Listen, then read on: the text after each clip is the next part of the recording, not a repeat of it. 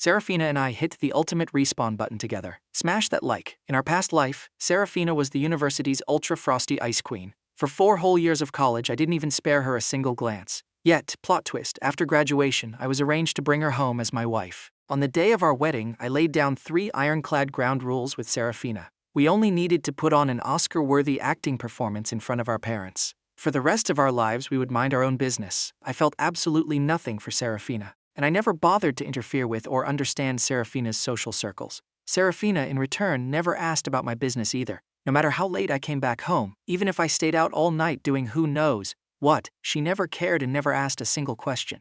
I thought Seraphina was just like me, only choosing to marry me because she was pressured by her parents. Until the day I suddenly dropped dead from an acute illness. Seraphina rushed to the hospital like a woman possessed. She dropped to her knees in front of the doctor, begging him endlessly and bitterly. "Doctor, I am begging you. Please save him. As long as you can bring him back to life. Take my life in exchange, I don't care." At that moment, I was standing by the bed in my brand new ghost form, watching this deeply heartbreaking scene unfold. More than once, I tried to pull her into a hug, but every single time, the result was me phasing right through her physical body. I kept trying to comfort her, but she couldn't hear a single syllable. She just kept bitterly pleading with the doctor, until her emotions went into such overdrive that she passed out cold. Seraphina held my black and white funeral photo, her longing forming a river of tears. She looked at the man in the black and white photo with an expression of pure agony, gently caressing the man's face, sweeping over it inch by inch, her eyes brimming with profound nostalgia and heartache. Seraphina casually picked up a bottle of sleeping pills. She wanted to end the excruciating pain brought on by her longing. Bria snatched the sleeping pills right out of Seraphina's hand with ninja speed. "Seraphina, it's been 4 years. He's already gone." Hearing those words, Seraphina's face instantly turned as pale as a sheet of paper. Her breathing even hitched for a fraction of a second. Yeah, he was already dead, gone for 4 whole years. The voice coming from Seraphina's mouth carried a slight, broken tremble. Her face was a portrait of deep sorrow. In my ghost state, I absorbed every single detail of this scene. Bria gave Seraphina a tight, comforting hug, patting her on the back. Comforting her, she said, "Tomorrow is his death anniversary. You need to make a final closure with him. Say goodbye to the past." Seraphina nodded her head. 5, it was time to make a closure. She had suffered in a depressed daze for me for 4 years. That evening, Seraphina cooked a massive table full of dishes, absolutely a grand feast. Seraphina picked up a piece of sweet and sour vinegar chicken, placed it into the bowl on the opposite side of the table, and habitually started talking to herself. "Kaelen, these are all your favorite dishes. You didn't know. Before I married you, I couldn't even boil an egg. I worked so hard to learn from a master chef just for you." Seraphina reached out and showed the scars where the knife had cut her, pouted her lips. A deeply aggrieved expression appeared on her face. "I was too clumsy. I sliced my fingers open so many times, but when I saw you eating the food I cooked, seeing that look of pure enjoyment as you took big bites, I felt like everything was totally worth it. I only found out after I kicked the bucket that all these dishes were personally cooked by Seraphina's own hands. I remember the first time I ate this food, I thought it was exceptionally delicious. I even assumed Seraphina had hired a Michelin star nanny, and it wasn't just this. Whenever I was drunk, she would take care of me. Every piece of clothing I wore was personally ironed by her. She would even secretly kiss me while I was dead asleep, silently guarding me and caring for me the whole time, and I was completely, utterly oblivious to it all, always treating her like she was invisible.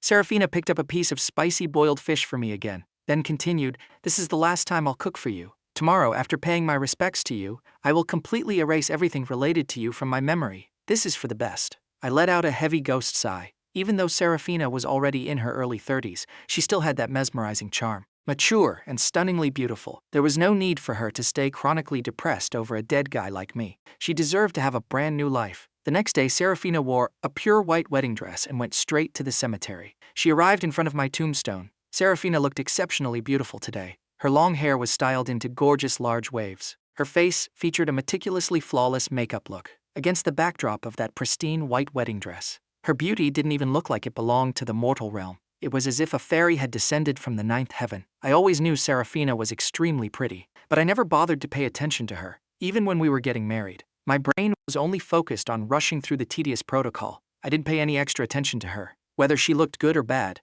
Seraphina smiled at the tombstone. Beautiful, extraordinarily beautiful. My 2 ghostly eyes stared unblinkingly at Seraphina. "Look how silly I am. You wouldn't care if I looked beautiful or not anyway." The words were dripping with absolute bitterness. Seraphina placed chrysanthemums in front of the tombstone. Looking at the 2 characters Kaelen carved into the stone, memories were hooked and dragged out. Her heart was pierced with pain. "Kaelen, do you miss me?" "Seraphina, I miss you. I'm sorry. I placed my ghostly hand on top of Seraphina's head. Even though she couldn't feel a thing, I still couldn't help but do it anyway. You wouldn't miss me. Why would you ever miss me? A bitter smile rippled across Seraphina's face. But I miss you. As Seraphina spoke, her tears strung together like pearls, dropping down one after another. It's so weird to say, even though you're not here anymore, I feel like you've been by my side this entire time. I feel like you're stroking my hair right now. Hearing this, my hand that was stroking Seraphina's hair paused mid-air. My face was full of bitterness. Kaelen, honestly, I originally wanted to just end it all, but I can't die. My mom wouldn't be able to handle it if it weren't for that. She and I wouldn't be on non-speaking terms until now.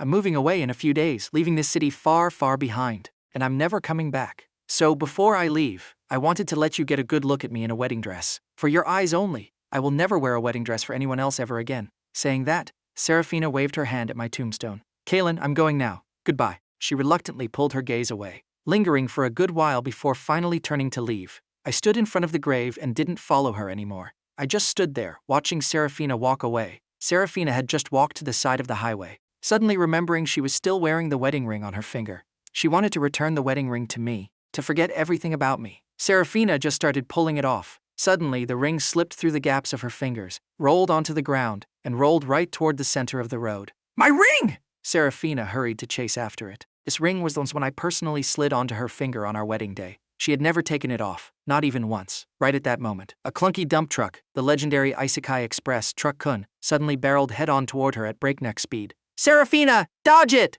I anxiously floated over, screaming my lungs out. Boom! The dump truck slammed into her ruthlessly. I watched helplessly as Seraphina was sent flying, tracing a tragic arc in mid-air, before fluttering to the ground like a withered autumn leaf, scattered and broken. I let out a scream that would make a banshee proud. Looking at Seraphina, lying in a pool of blood, the crimson blood bloomed like plum blossoms, exploding across the pure white wedding dress. Seraphina's face was as pale as paper. Weakly, she turned her head to look toward the tombstone where I was. A bitter smile hung on the corner of her lips. Tears slid down to the corners of her eyes, one drop after another. This is fine too. It's not fine. It's not fine at all. Seraphina, hold on. The ambulance is going to be here any second. You are not allowed to die. Again and again I tried to scoop Seraphina up into my arms, but ultimately it was a totally fruitless effort. That sheer powerlessness made me violently hate myself. Kaelen, the biggest regret of my entire life was meeting you and falling in love with you. The more Seraphina spoke, the more her tears cascaded down endlessly. If everything could restart, I would absolutely never fall in love with you again. By the time she said this, Seraphina's life force had almost completely drained away, until finally she lost all signs of life, lying there in a pool of crimson blood.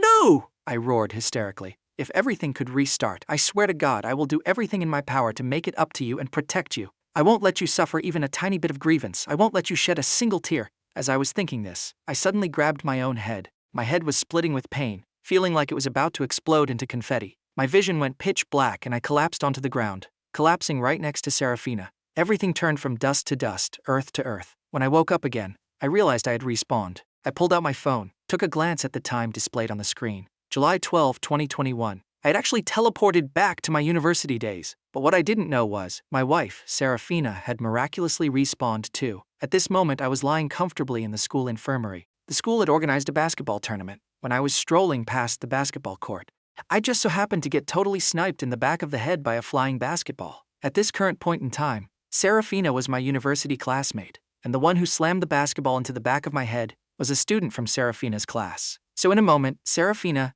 acting as the class president, would represent her class collective to come check on me. Thinking of this, I excitedly squeezed my eyes shut, waiting for Seraphina's grand arrival. Suddenly, the sound of footsteps finally echoed from outside the door. Following the footsteps, they approached my bedside. A burst of medicinal fragrance hit my nose. I was super familiar with this scent. It was the unique body fragrance that belonged exclusively to Seraphina. It made me incredibly nostalgic. I couldn't resist using my nose to inhale with a little extra effort. Classmate? A voice as melodious as a songbird chirped out. It was Seraphina. Seraphina was currently bowing and looking down at me lying on the bed. Her eyes were half lowered, her eyelashes were thick and delicate, exactly like butterfly wings. I reached out and forcefully grabbed Seraphina's hand. In my past life, I never knew about Seraphina's deep affection for me. For those 4 years after my death, I wanted nothing more than to hold her hand every single second, to pull her into my embrace. But every single time, I just phased right through her. That overwhelming powerlessness. I had experienced it back and forth more times than I could count. And now,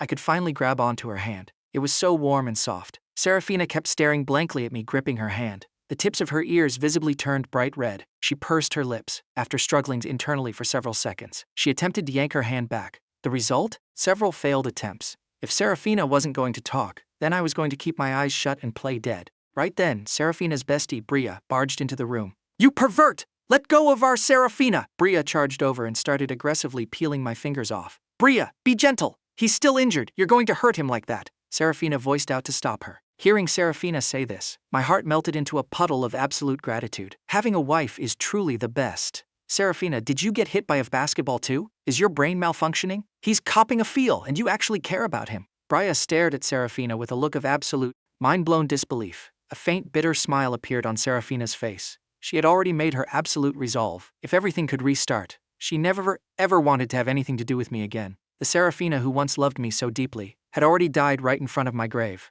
"Hey, I know you're already awake. What the hell are you still holding our Seraphina's hand for? Let go right now!" Bria stood with her hands on her hips, roaring fiercely. I couldn't let go. Just now, she smashed me with a ball, almost sent me straight back to the afterlife. She had to take responsibility for me. Not only did I not let go of Seraphina's hand, I intentionally gave it a hard yank, pulling Seraphina so that she stumbled and fell right on top of me. Seraphina's face planted squarely onto my legs. Even though there was a blanket between us, it still made her ears turn cherry red in an instant. My face was also super red, like turning purple kind of red. I definitely pulled Seraphina on purpose just now. It's just that the spot Seraphina crashed into was not ideal. It literally knocked the sweat right out of my forehead. Seraphina's pupils dilated massively. Her fingertips retracted quickly, like she had just been electrocuted. She clutched her clothes at her side, her eyes darting everywhere. Her heart was thumping out of control. Seraphina cleared her throat, adjusted her emotions, and then spoke up. "I am the class president of Fine Arts, Class 9. My name is Seraphina. Just now, our class was playing a basketball game against Class 8. A classmate of ours accidentally swatted the ball out of bounds, and then it hit you. I represent our classmates to say we are very sorry. Just saying sorry? You should at least treat me to a meal, right?" I couldn't wait right now. I wanted to level up my relationship with Seraphina immediately. Even though we were university classmates, we had never exchanged a single word, so I had to find a perfectly valid excuse to spend more time with her. Seraphina was currently looking at me with a super suspicious gaze. The pacing of this plot was wrong. Seraphina remembered very clearly. In our past life, when she came to see me, I completely gave her the cold shoulder. She was the campus queen of Jiangcheng University. The line of guys chasing her was endless. And yet, I acted like I had zero interest in her whatsoever, which of course piqued her curiosity. In her past life, Seraphina had made up her mind to never have even half a connection with me ever again. All that pain and trauma she endured, she didn't want to experience it a second time. Kaelen, it's fine. I'm not really used to eating with girls either. Let's just help each other get used to it. We can't both stay single for the rest of our lives anyway. I had made up my mind. I definitely had to seize this opportunity to officially bag Seraphina as my girlfriend as soon as possible. What to do? Seraphina's head was pounding. What was wrong with Kaelen? Why was he acting like a clingy koala? She had to think of a way to reject him. My mom is really strict with me. If she finds out I'm eating out with a guy, she'll overthink it. Then we just won't eat out. I'll go to your house. Going to my house works too. I added another sentence. Finally, having absolutely no other choice, Seraphina had to agree to eat with me. Anyway, it was just one meal. It's not like I was going to do anything to her. After this meal was over, she would stay far, far away from me. Seraphina lowered her eyes deep in thought. I was also secretly scheming in my own head. Suddenly, I remembered something. Just now, Seraphina seemed to have called out my name. Weird. How did she know my name? Me knowing her name wasn't surprising. After all, she was the legendary campus queen of Jiangcheng University. What male student on campus didn't know the campus queen's name? In my past life, even if I didn't pay much attention to this kind of stuff, I still knew Seraphina was our school's beauty queen.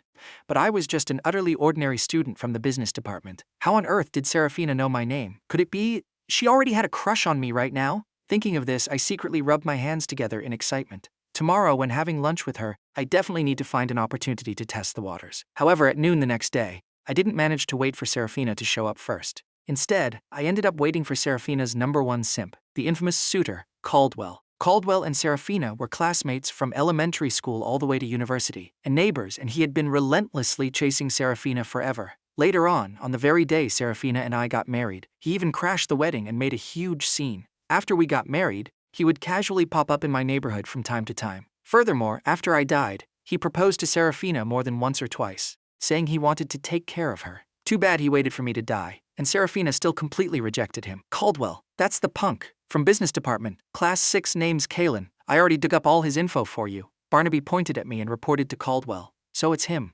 Caldwell rolled up his sleeves like he was about to do something heroic, walked right up to my face. So you're the one named Kaelen? Stay away from my Seraphina. Your Seraphina? Is she your sister or your older sister? Hey, you punk, asking for a beating, huh? Caldwell was instantly triggered by my attitude, rolled up his sleeves and swung a fist right at my extremely handsome face. But just as I was preparing to fight back, I saw Seraphina walking down the stairs from above. Seeing this, I quickly retracted my hands, thinking to myself, let's pull a classic suffer to gain sympathy trick. I'll just let Caldwell punch me once. If Seraphina sees it, her heart will definitely ache for me. Who knows, she might even support me all the way to the infirmary and shower me with warm, caring questions. That way our relationship will level up at lightning speed. That was my master plan. But something entirely unexpected happened instead. Caldwell's fist, when it was exactly 2.5 centimeters away from my face, suddenly his foot hilariously slipped and he lost his balance. With a thud, he actually face-planted and ended up kneeling directly in front of me. At this exact moment, Seraphina walked over, completely baffled,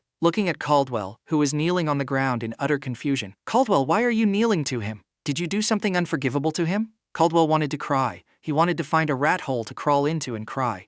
Let's not pay attention to him. Let's go eat, I said, reaching my hand out in front of Seraphina, and very naturally took her bag right out of her hands, hanging it on to my own arm. I can carry it myself. Seraphina looked at the pink fluffy bunny dangling from her backpack. She felt that a bag like this hanging on a tall, imposing guy looked highly inappropriate. But when Seraphina reached out and touched my arm, she suddenly froze. What a solid, muscular arm. In her past life, it wasn't like she had never touched it. Every time I was blackout drunk, it was always her supporting me all the way home, changing me out of those alcohol-reeking clothes. Not only had she touched me, she had also secretly kissed me when I was sleeping like a log. Of course, strictly limited to the forehead, cheeks, and stuff. As for the lips, she had thought about it, but she was just too shy. Why is your face so red? I reached out and placed my hand on Seraphina's forehead. Well, now she was done for. Not only did Seraphina's face turn red, even her ears and neck turned crimson. After she snapped back to reality, she hastily took 2 steps backward to maintain a safe distance from me. The sun is a bit strong. It's hot. So hot! Seraphina stuttered as she spoke, her tiny heart uncontrollably beating at double speed,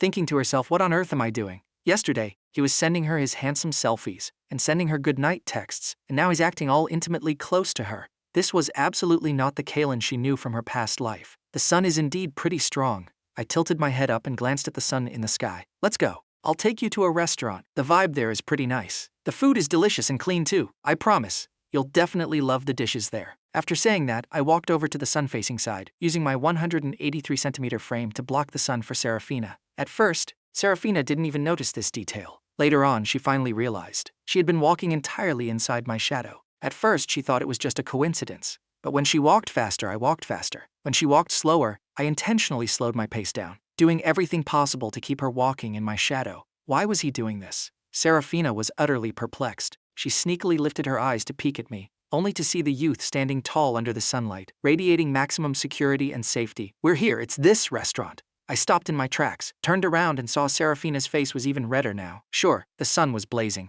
but it couldn't possibly be that hot, right? At this moment, Seraphina looked at the restaurant in front of her. Her expression was a little dazed. She used to come to this restaurant all the time. She absolutely loved the food here. He brought her here. He couldn't have known about it in advance, right? Impossible. It had to be just a coincidence. Stop standing here, baking in the sun. Hurry up and go inside. I naturally grabbed Seraphina's hand and walked into the restaurant, found an empty, quiet corner and sat down, handed the menu over to Seraphina. Order whatever you want to eat. My treat, so you should order. Seraphina pushed the menu back to me. Then I'll order 1 portion of pickled mustard greens fish. Hearing this, Seraphina suddenly froze, because I actually didn't really like eating pickled fish, and pickled fish just so happened to be her absolute favorite dish. Lotus root? I called out another dish. Seraphina blinked her eyes. He knows all the dishes I like, but there wasn't any lotus root in her preferences.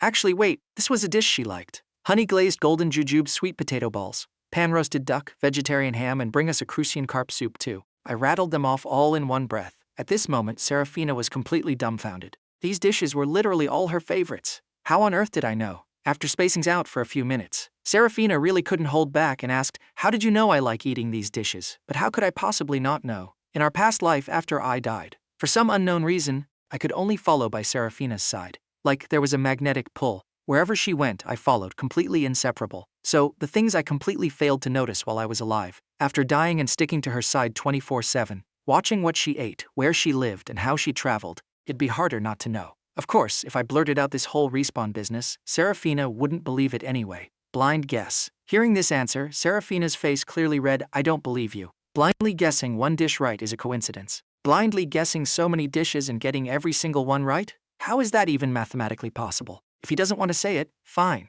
Seraphina pulled out her phone to distract herself. I stretched my head closer, right in front of Seraphina's face. I'm not lying to you, my luck has just been off the charts these past 2 days. If you don't believe me, I'll take you to do a test later. Seraphina lifted her eyes. What kind of test? You'll know in a bit, I said, acting all mysterious. Very soon, all the dishes we ordered arrived at the table. Here, have a piece of fish. I moved my chopsticks and placed a slice of fish into Seraphina's bowl. Seraphina was stunned. In her past life, she had been married to me for years, and I hadn't served her food even a single time. She had once secretly fantasized in her heart that one day I would suddenly notice how good she was to me and treat her like a normal husband should. However, right until I died, I had never treated her well. Thinking up to this point, Seraphina's emotions went slightly out of control, the corners of her eyes turning red. What's wrong with you? Noticing Seraphina's vibe was off, I immediately asked with concern. Nothing, just got some sand in my eye. Seraphina tried hard to calm the turbulent emotions in her heart. Got sand in your eye? I'll help you blow it out. I stood up, leaned my body over, and closed the distance.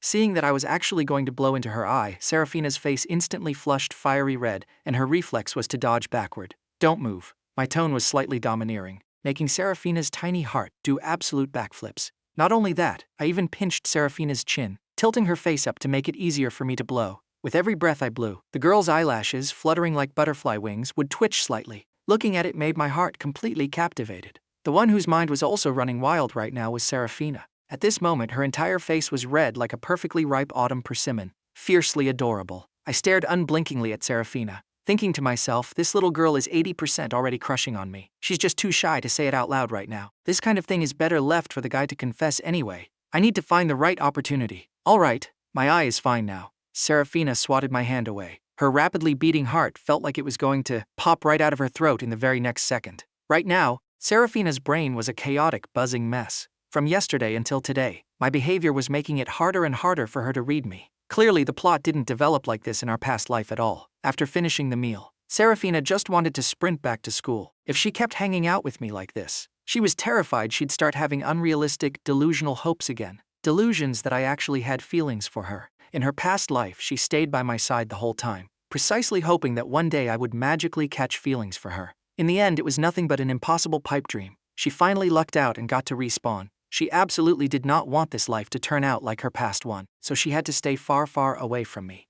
We have a sketching class this afternoon. I'm heading back early to prepare. Seraphina had barely taken a step. When I reached out and grabbed her hand firmly, I had absolutely zero intention of letting go. Did you forget what I told you while we were eating? I told you my luck has been crazy good these 2 days. You didn't believe me, so I have to take you to do a test, obviously. A few minutes later, I brought Seraphina right in front of a Chow Tai Fook jewelry store. Why did you bring me here? Seraphina was a massive ball of confusion. Look at that! I pointed at the promotional banner by the entrance. There's a lucky draw event, grand prize, a designated item in the store for free. That's completely impossible to win, okay? Look at how huge that raffle box is. One ID card can only draw once, not to mention, usually massive prizes like this are just secretly pocketed by their own internal staff. Seraphina thought this was absolutely impossible. So you don't believe I can pull the grand prize? Let's make a bet then. If I win, you have to give me a kiss, how about it? Hearing me say this, Seraphina froze, looking at me with utter, mind-boggled disbelief. He was joking, right? How could he possibly want her to kiss him? He's just messing with her. Yeah, that has to be it.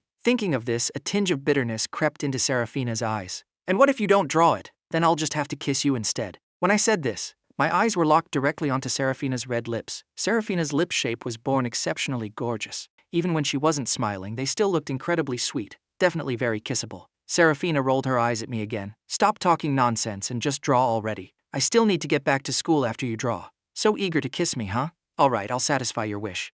I rolled up my sleeves and flexed my skills to draw a ticket. Seraphina checked her phone. There was only half an hour left before class started. Couldn't afford to waste any more time. Right at that moment, I shoved the drawn paper slip right in front of her face. You open it. Seraphina shook her head. With a totally flat expression, she quickly unfolded the paper. She was just about to say, see? I told you it was impossible to win. The words were literally at the tip of her tongue. But the result? She saw what was on the paper. 3 massive words, grand prize. Instantly, Seraphina's eyes widened into huge, perfect circles. She simply could not believe her own eyes. He actually won it.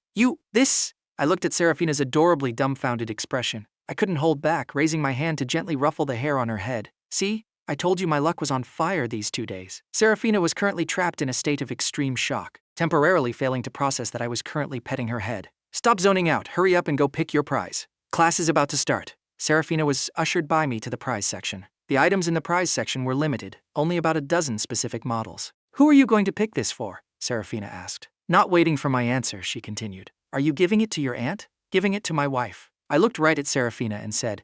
Hearing this, Seraphina's pupils visibly dilated. What did I mean by that? All right, just messing with you. I'm picking it for you. I was increasingly realizing right now, Seraphina's micro-expressions were seriously way too cute. The more I looked, the more I liked her. For me? I don't want it. I'm not even close with you. Seraphina's heart was doing absolute somersaults. What I just said was way too easy to misinterpret, wasn't it? First, he says he's picking it for his wife. Now he's telling her he's picking it for her. Using basic math rounding, doesn't that mean his wife equals her? In her past life, she was my wife, sure, but she wasn't right now. Just as Seraphina's mind was a complete chaotic mess, I had the sales clerk take a ring out of the glass display case. I want this one. Seraphina's eyes locked onto the ring in my hand, thinking to herself, why did I choose a ring? Could it be, I already had a girl I liked, so is this the reason why in our past life, I never liked her? Suddenly, a sharp stabbing pain hit her heart. She understood now, finally understood. No wonder I was always so cold to her in our past life. Turns out I already had someone I secretly loved in my heart. I just never mentioned it to anyone. Kaelen, he's gone way too far. Even worse than in our past life. He actually dragged her along to help pick out a ring to give to the girl he likes. Thinking about it, Seraphina's eyes grew damp. Her heart hurt so much she could barely breathe. Just as she was getting ready to flee the scene, her hand was suddenly grabbed by me. If he already has a girl he likes, why is he grabbing her hand? Before Seraphina could even yank her hand back, she watched as I slid the ring directly onto her finger. Seraphina completely froze, staring blankly at the ring on her ring finger. Her brain experienced a total blue screen of death. Wasn't I going to give this ring to the girl I liked? Why would he give it to her? Do you like it? I looked at the ring on Seraphina's hand, remembering how in our past life, Seraphina died over a wedding ring, getting hit by that dump truck. Like it, Seraphina reflexively answered.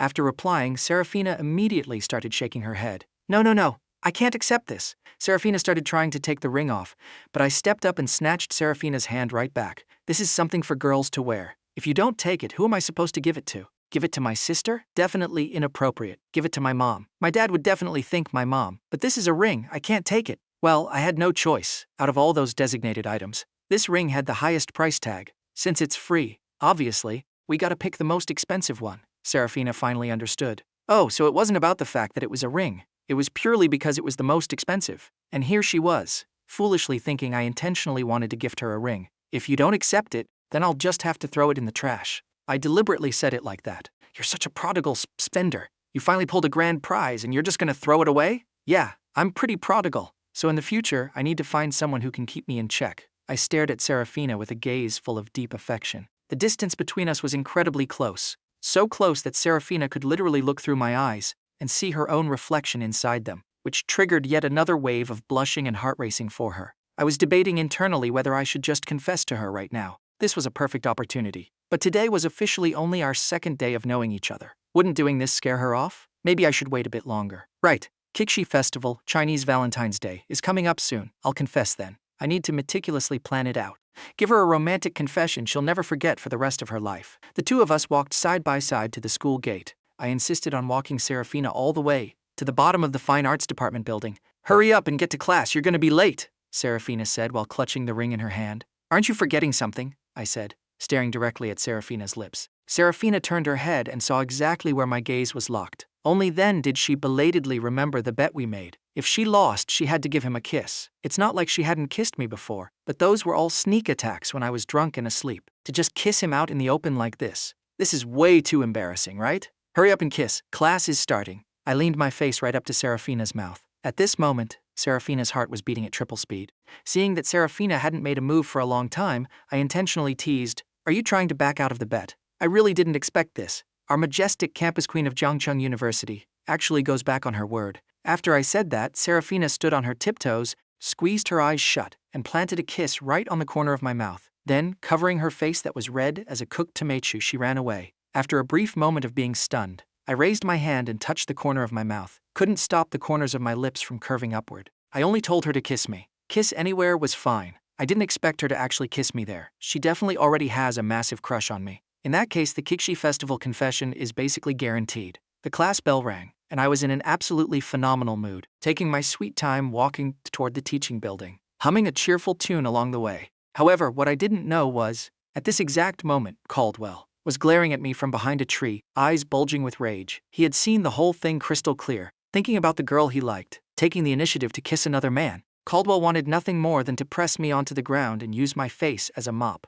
He secretly swore in his heart he definitely wouldn't let me get away with this. After school, I kept acting like a clingy koala, sticking to Seraphina to walk home together. The silhouettes of us two stretched and intertwined under the setting sun. Everything was so incredibly beautiful. Seraphina looked at me, whose attitude towards her was a complete 180 from our past life. Wondering to herself, did the heavens see her past life and think she lived too tragically? So they specially arranged this respawn for her, just to let me make it up to her if it really was what she guessed. If I genuinely liked her right now, then should she accept it? At this exact moment, Seraphina's feelings were extremely complicated. On one hand, she couldn't stop her heart from fluttering for me. On the other hand, because she was genuinely traumatized by me in her past life, she really didn't want history to repeat itself. "Where's the ring I gave you today?" My sudden question shattered Seraphina's train of thought. I had noticed way earlier that Seraphina wasn't wearing the ring on her hand. Thinking to myself, did she hate the design? It was inconvenient, so I took it off. Inconvenient? What's inconvenient about it?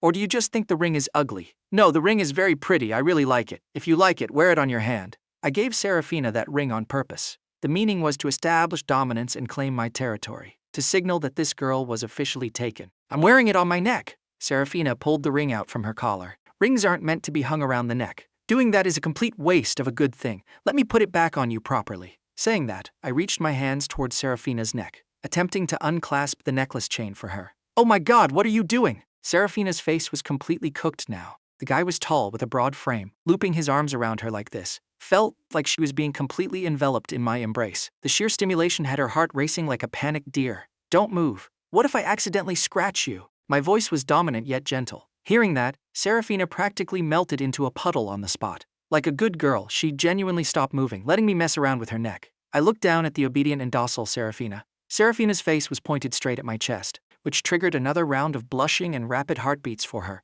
I can't let this keep going. If this goes on any longer, my foxtail is going to show. "Is it not unhooked yet? It's caught on your clothes. Hold on a second, don't move." I was purely spouting nonsense with a straight face. Actually, I unhooked it ages ago, just intentionally maintaining this highly ambiguous posture, to let the chemistry between us keep simmering. Is it still not done?" Seraphina anxiously pursed her lips. If he didn't finish soon, she was about to turn the exact same color as the sunset clouds. "Almost done. Lean in a bit closer. I can't see clearly. You need to get a little closer." "This is already super close, okay?" Seraphina took a deep breath and took half a step closer into my embrace. Now there was literally a 1 centimeter gap before we were completely glued together. However, before Seraphina could even adapt to this dangerously close distance, I suddenly moved and pulled her straight into my arms. Instantly, the sound of a violently beating heart echoed in our ears. I didn't even know if it was hers or mine. I could clearly feel my own heart rate spiking too, smelling the faint medicinal fragrance radiating from the girl in my arms. I figured if I didn't do something at a moment like this, I wouldn't even qualify as a man.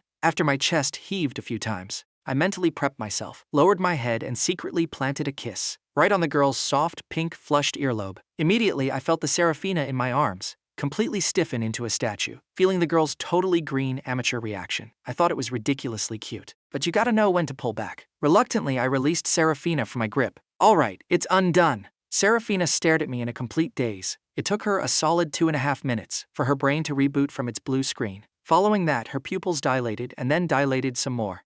You just kissed me," Seraphina stammered, biting her lower lip, reflexively covering her ear with her hand. That spot was still tingling and numb like an electric current just passed through. I probably just accidentally bumped into it. I put on a totally righteous, absolute gentleman's face and spouted pure BS, thinking to myself, was I too impulsive just now? I didn't just scare Seraphina off, did I? My internal mental age was that of an old uncle, but the Seraphina of this timeline was just a freshman who had barely started college, just turned 18. Impulse truly is the devil. It's me who misunderstood you then. Seraphina turned her face to the side. What on earth was she thinking just now? I was purely just helping her untangle a necklace. In our past life, we lived under the same roof day in and day out, and I never once crossed the line or tried to pull anything on her. In this life, how could I possibly be thinking about taking advantage of her? "Let me help you put the ring on." Just as I grabbed Seraphina's hand, Seraphina snatched her hand right back. "No need, I don't want to wear it on my finger." Saying that, Seraphina strung the ring back onto her necklace. Seeing this, I thought to myself, yep,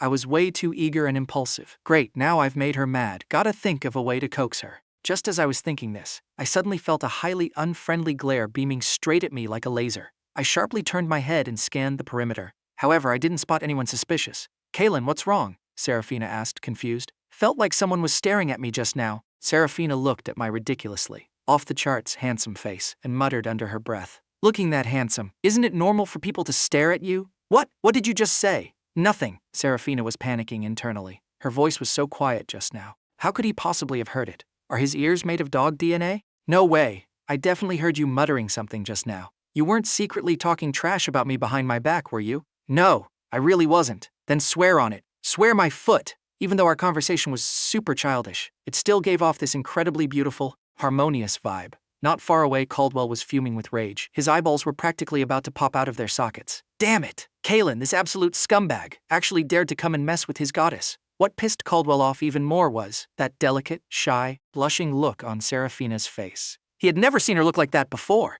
Even though he and Seraphina literally grew up together, Seraphina's attitude toward him was always ice cold and completely dismissive. It was a literal night and day difference compared to how she treated Kaelen. Caldwell, everything's already set up. We can make our move now, Barnaby reminded him from the side. Tell them to move fast. I'm gonna make Seraphina completely give up on that scumbag. Caldwell gritted his back teeth so hard they almost turned to dust. At this moment, Seraphina and I had just walked out of a pharmacy when we saw two girls, one on the left, one on the right, pouncing straight toward me. Oh, Kaelenkins, you're so naughty. It's been 2.5 days, why haven't you come looking for me? One of the girls wearing a crop top said in a whiny, sickeningly sweet voice, while literally using her tiny fists to playfully pound my chest. Yeah, exactly. I missed you to death, teehee. The other girl wearing mini hot pants pouted her lips, making a face like she was demanding a kiss, while Caldwell, hiding in the shadows, flashed a villainous smirk. Let's see how you explain this to Seraphina now. I think you guys have the wrong person. The one who said this wasn't me, it was Seraphina. Seraphina looked at the two girls with an icy clear gaze. I looked at Seraphina, who actually stepped up to defend me. A look of pure shock appeared on my face. Just a second ago, I was racking my brain on how to explain this to Seraphina, and the result was Seraphina saying something like that. Hey, who the hell are you? Are you Kaelenkins' new side piece? The girl in the crop top said, putting her hands on her hips. At this moment, I felt it was absolutely necessary to clear things up with Seraphina. Otherwise, if Seraphina misunderstood and thought I was an actual playboy, even if I jumped into a river of bleach, I wouldn't be able to wash myself clean. Seraphina, I don't know them. Seraphina nodded. I believe you. She knew exactly what kind of person I was, even though she didn't know what the deal was with these two girls. She was completely clear on my character. Hearing Seraphina say this, my heart was so touched it basically melted into soup. Even though I guessed Seraphina was already crushing on me, I didn't expect her to like me to this extent. Absolute, unconditional trust. This kind of thing, anyone with a pulse would be touched beyond their limits. Seraphina, thank you. I grabbed Seraphina's shoulders, staring at her with deep, soulful eyes. How could Seraphina possibly handle me using this kind of insanely deep gaze to look at her? She quickly turned her head away and swatted my hands aside. Meanwhile, the two girls standing on the side just got force-fed a massive bowl of dog food. PDA. They indicated they were completely stuffed. Hey, who the hell do you think you are? What gives you the right to hog, Kaelenkins? The girl in the crop top reached out and shoved Seraphina's shoulder, pushing Seraphina so hard she stumbled backward. I reached out and wrapped my arm around Seraphina's slender waist to catch her. Are you okay? Seraphina shook her head. In the very next second, the look I shot at those two girls turned instantly freezing cold. You dare touch my woman? Did you ask for my permission? Hearing this, Seraphina's red lips parted slightly, her pupils drastically dilated. Her two eyes stared blankly at my back. The youth's silhouette looked as if it was permanently imprinted onto the canvas of the evening twilight. His features sharp and resolute, giving her an unprecedented sense of ultimate security, making her heart go absolutely wild like a deer running into traffic again. Apologize to her. I glared at the crop top girl who just shoved Seraphina. The crop top girl was genuinely terrified of me, turned around and bolted. The girl in hot pants was also scared I'd cause trouble for her, so she scrambled away too. Stop right there, you two. It's fine, just let them go. Seraphina grabbed my arm and said, but right after grabbing the youth's arm, Seraphina finally realized my arm was actually incredibly solid now. Also, when I pulled her into my arms just now, because we were pressed together so tightly, so tight she practically sank into me, she very genuinely felt my muscles. Seraphina thought about the ab pics I sent her before, thinking, could those actually be his? I noticed where Seraphina's eyes were drifting, and remembered the whole sending ab pics incident. Didn't you refuse to believe I had an 8-pack last time? I'll show you right now. After saying that, I reached down, ready to just yank my t-shirt up, scaring Seraphina so much she turned around and sprinted away. What are you running for? I looked at Seraphina booking it down the street with a totally confused face, then looked down at my own body, and suddenly seemed to realize something. I was literally acting like a total creep toward a young girl right now. Seeing this entire scene, Caldwell, hiding in the shadows, his face turned a furious shade of bruised purple. Damn it, absolutely despicable! Caldwell, should we just rush out there and jump him? Barnaby suggested. Save that for an absolute last resort. Then do you have any other ideas? Isn't our class playing a basketball game against his class tomorrow? When we're on the court, I'm gonna make him humiliate himself right in front of Seraphina. But what if he doesn't play? Heh, Caldwell let out a crooked, villainous smirk, his face plastered with absolute overconfidence. Doesn't play, that won't be up to him to decide. Meanwhile, Seraphina, who had sprinted all the way home, looked at her own face in the mirror, red as a fresh apple, even though she was someone who respawned from her 30s. Regardless of whether it was her past life or this current one, she had never genuinely been in a real relationship. Thinking back on those overly sweet moments with me just now, Seraphina's face blushed even harder. The red spread all the way down her neck and behind her ears. Her entire brain was completely hijacked by thoughts of me. She didn't understand why I was treating her like this. This was literally absolutely nothing like our past life. It's such a mess. This feeling made her both hate it and love it at the same time. Just as she was zoning out, her phone suddenly buzzed with a message from me. What are you busy with? I want to hear your voice. Seraphina's breathing turned slightly hot and heavy. She spent 2 seconds calming down, then pursed her red lips and started typing a reply. What's wrong with you? I feel like you've got something heavy on your mind. She didn't know if she was just overthinking it, but she felt like my mood was genuinely a bit off. Actually, Seraphina's guess was spot on. After I got home, while handing my little sister, Alara, her birthday present, my memories instantly flashed back to my past life, when I suddenly died from that illness. Alara threw herself onto my coffin, crying and screaming in absolute agony. That was the exact moment I realized just how much Alara cared about an older brother like me, who couldn't even remember her birthday. I felt incredibly guilty and sad. It's nothing, just missed you. Wanted to hear your voice. Missed her. I actually said I missed her. Seraphina pressed her phone against the left side of her chest. Along with her chaotic breathing, her chest visibly rose and fell. I saw that Seraphina wasn't replying for a long time. A bitter expression immediately appeared on my face. No wonder women always say men are trash. I was literal living proof. In my past life, Seraphina took care of me down to the tiniest details. But I acted like I was completely blind and never paid her any attention. And now I'm regretting it. Desperate to have her but can't catch her. I checked the time. It was almost 11 p.m. It's so late. I probably shouldn't bother her anymore. Just as I was about to put my phone down, a new notification chime suddenly rang out. Seraphina sent a voice message. Kaelen, what on earth is wrong with you? Did something annoying happen? The girl's voice was gentle, melodious, and incredibly pleasant to the ear. Hearing it, my internal weather instantly went from stormy to sunny. My wife treats me the absolute best, I shouted excitedly, acting like I just got injected with pure adrenaline, instantly reviving on the spot. I didn't encounter anything annoying, just having a little insomnia. Just purely wanted to hear your voice. Just wanted to hear her voice? Why would he want to hear my voice? Seraphina relentlessly picked at the rhinestones on her phone case, picking at them one by one. Right now, her heart felt like it was being scratched by kitten claws, just as itchy as her fingers that couldn't stop picking at the rhinestones. No way. She couldn't keep letting him control the rhythm like this. Her heart was beating so fast she was going to pass out from a lack of oxygen. Thinking of this, Seraphina completely changed the subject and typed out a new message. Wish your sister a happy birthday for me. I let out a sound of pure confusion. How did she know today was Alara's birthday? I definitely had never told her. Could it be she was also someone who respawned? The moment this thought popped up, I instantly shot it down in my own head, because the probability of even one person respawning was already lower than the Mariana Trench. A double respawn? Whatever. I had never even read about something like that in web novels. Even if it existed, the probability had to be basically zero, right? Ruling out that possibility, there was only one other explanation left. Thinking of this, I sent a few voice messages over. I only mentioned to you before that my sister had a birthday coming up, but I never told you her birthday was today. How did you know? Seraphina reflexively opened her red lips. Oh crap. She was getting completely dragged by my pacing just now and rushed to change the subject. Who knew that in a moment of panic she forgot that right now she wasn't supposed to know Alara's birthday? How was she supposed to explain this? However, before Seraphina could even formulate an excuse, I beat her to the punch with a new message. Could it be what? Could it be that I figured out she respawned? What do I do? So nervous. What if I ask her exactly that? The new message came through. Could it be that you're secretly in love with me? So you're secretly investigating me? Seraphina froze. How was this literally nothing like what she imagined? You're way too full of yourself. Why would I ever secretly be in love with you? Isn't having a crush on me super normal? I'm handsome, obviously. You really are a narcissist, Seraphina muttered out loud. But speaking of which, I really am handsome, and now I'm even handsomer. When we were together during the day, She secretly stole glances at me. His skin is genuinely so good. So good it's almost catching up to hers. Have you been using some kind of new skincare products lately? Seeing this message, I grinned. This little girl obviously thinks I'm handsome but refuses to admit it. Women, man, always saying the opposite of what they mean, saying no with their mouths, while their hearts are secretly begging for it. You want to know? Sure, call me hubby, and I'll tell you, in your dreams. Going to sleep. Phone off. After firing off 3 rapid-fire messages, Seraphina angrily really did turn her phone off. You think I care about calling you hubby? Seraphina grumbled to herself. After snapping back to reality, she realized.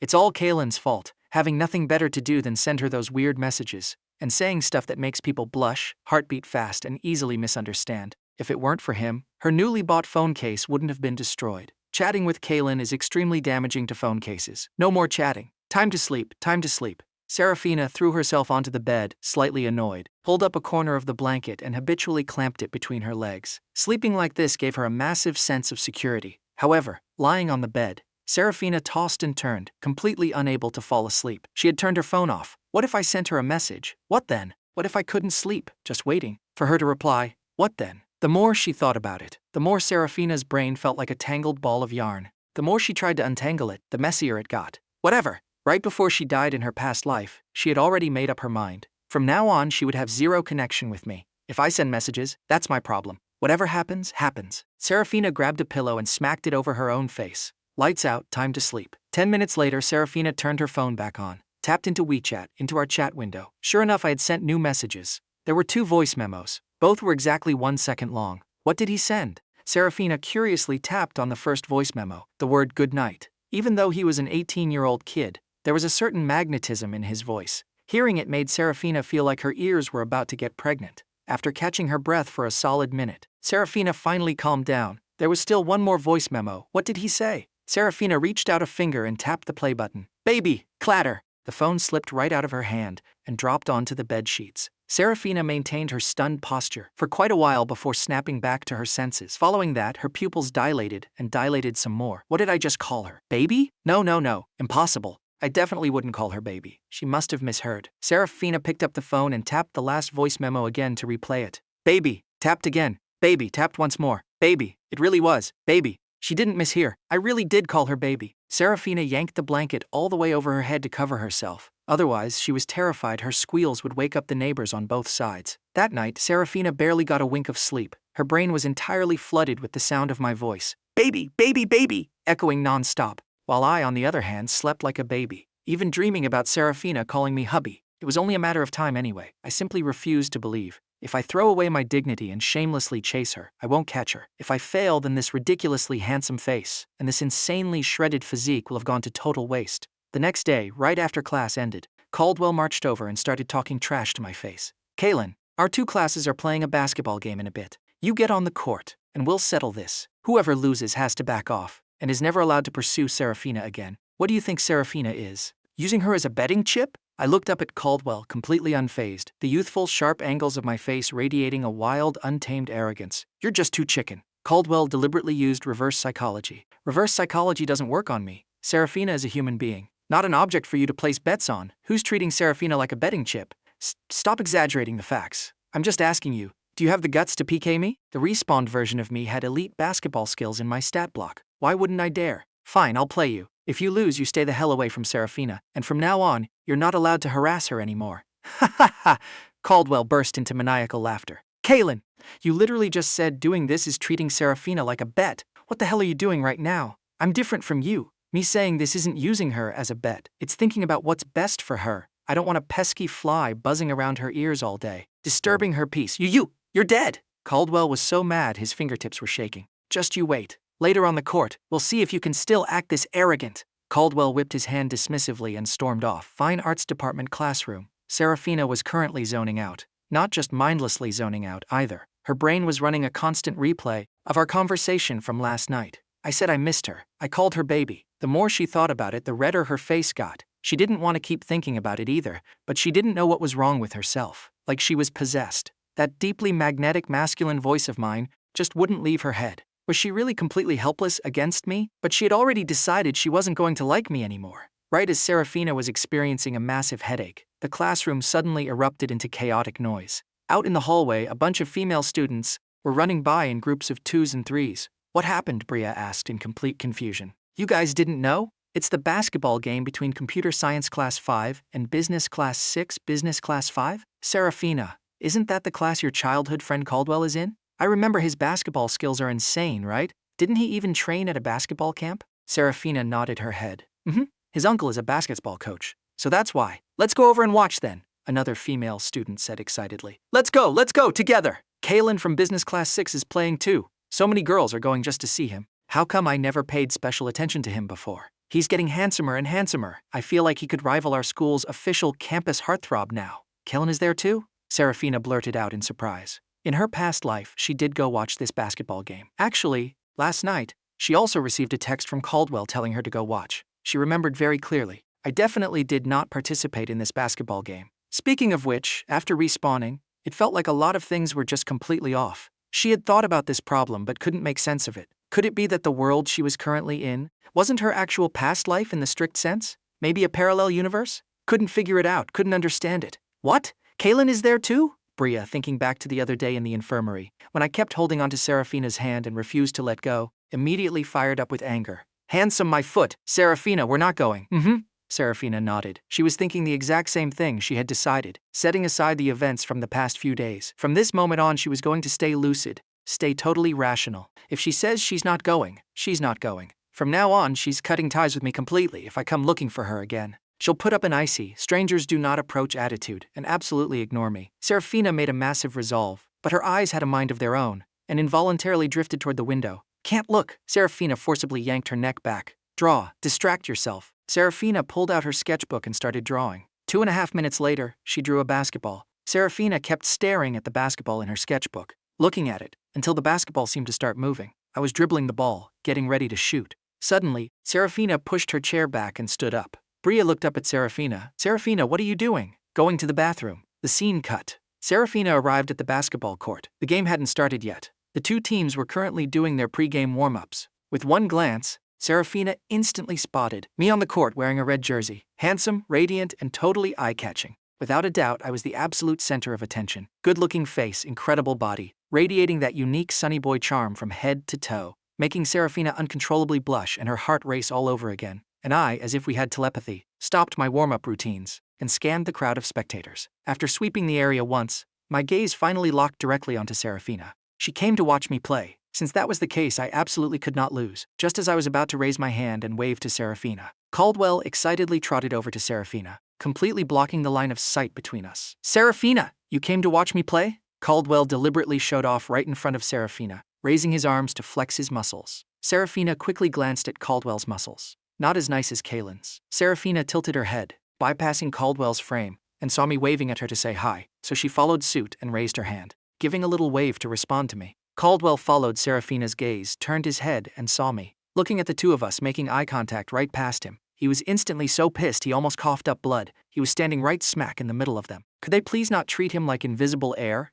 There's no such thing as the most infuriating, only more infuriating. Many of the girls watching the game were totally simping over me. Wow. Look at number 11, he's so handsome. Seriously, so handsome. I wonder if he has a girlfriend. Who cares if he has a girlfriend? If he does, I'll just make her turn into his ex-girlfriend. Hearing these thirsty comments from the girls, Caldwell's mouth twitched uncontrollably in pure annoyance. Can being handsome buy you meals? If it was scientifically possible, he really wanted to rip my face off and staple it onto his own head. Seraphina looked left, looked right, pouted her lips. Whether it was our past life or this one, I was still an absolute magnet for girls, especially right now. I was so handsome it made people want to drag me home and make babies with me. Looking at the youth's skin glowing under the sunlight, Seraphina felt a tiny, petty surge of jealousy. This Kaelen is so stingy. Asked him how he does his skincare before, and he actually demanded she call him hubby before telling her. She absolutely refused to call him hubby. Caldwell saw Seraphina staring unblinkingly at me. The flames of jealousy shot straight to his brain. His knuckles cracked loudly as he clenched his fists.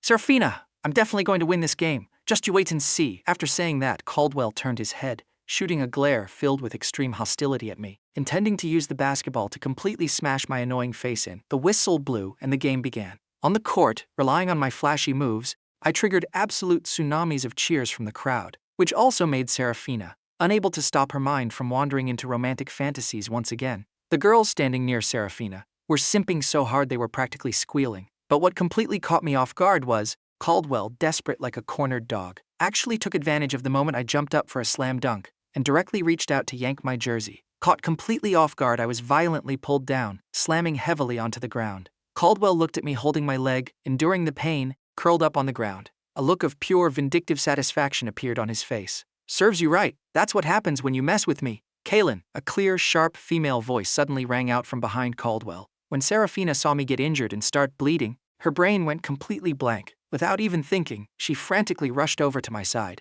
"Are you okay?" Seraphina was so anxious her eyes turned red. "I'm fine," I gritted my teeth and replied. Seraphina looked at the blood on my knee. Her heart jumped straight into her throat. Her furrowed brows were overflowing with heartache. "He's hurt this badly, and he still says he's fine. I'll help you to the infirmary," Seraphina said while wrapping her arms around my waist, practically hanging my entire body weight onto herself. I didn't expect getting injured came with such VIP benefits. Getting hurt was totally worth it. I secretly hid my inner joy. Couldn't let Seraphina notice any clues. I needed to act just a little bit overly dramatic. That way she would feel even more sorry for me. Just as I was gleefully scheming in my head, Caldwell blocked our path. "Seraphina, why are you being so good to him? Just because he's got a pretty boy face. You can't let this pretty boy trick you. Actually, he's a wolf in sheep's clothing. He's rotten to the core." Caldwell was anxious and furious. "5, the rotten one is you." Seraphina's chest heaved with rage. She glared fiercely at Caldwell. "Caldwell, you went way too far. You actually pulled Kaelen's jersey. If his leg is fine, then whatever. But if something is seriously wrong with him,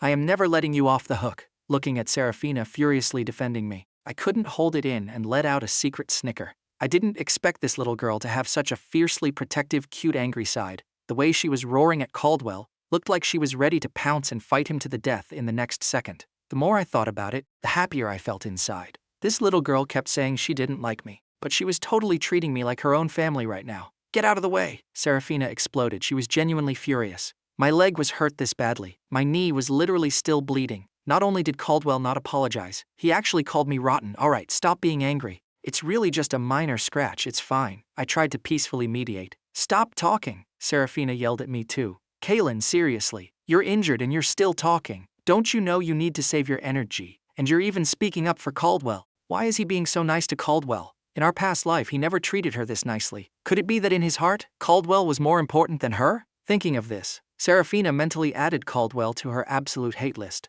Caldwell looked at the gaze Seraphina was directing at him. It wasn't just pure anger, there was also jealousy? He could understand the anger.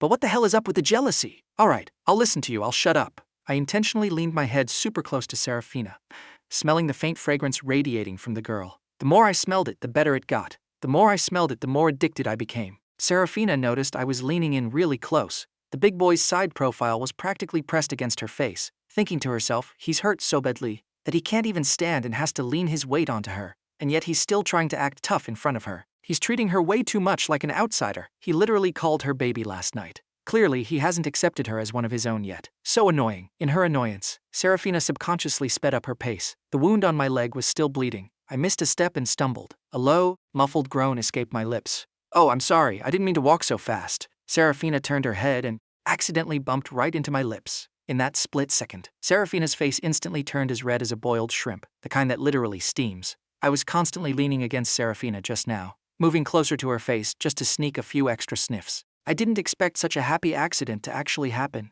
After Seraphina recovered from her shock, her panicked eyes darted everywhere. "Don't worry, no one saw that," I touched my lips and said. Seraphina caught my movement out of the corner of her eye, making her want to dig a hole and bury herself alive even more. "He definitely did that on purpose. It's so infuriating. If it wasn't for the fact that he was injured, she would have absolutely dumped him on the ground." Back in the classroom, Bria was currently reviewing the highlighted exam topics Seraphina had marked for her earlier. "What's going on? It's been 20 minutes. Did Seraphina fall into the toilet?" Just as Bria was thinking this, a new notification popped up from the campus network backend. Bria was an absolute gossip fiend. If there was any gossip on campus, she absolutely had to know about it. However, after pulling out her phone, Bria was totally dumbfounded. The front page headline of the campus network was a massively harmonious photo of Seraphina supporting me.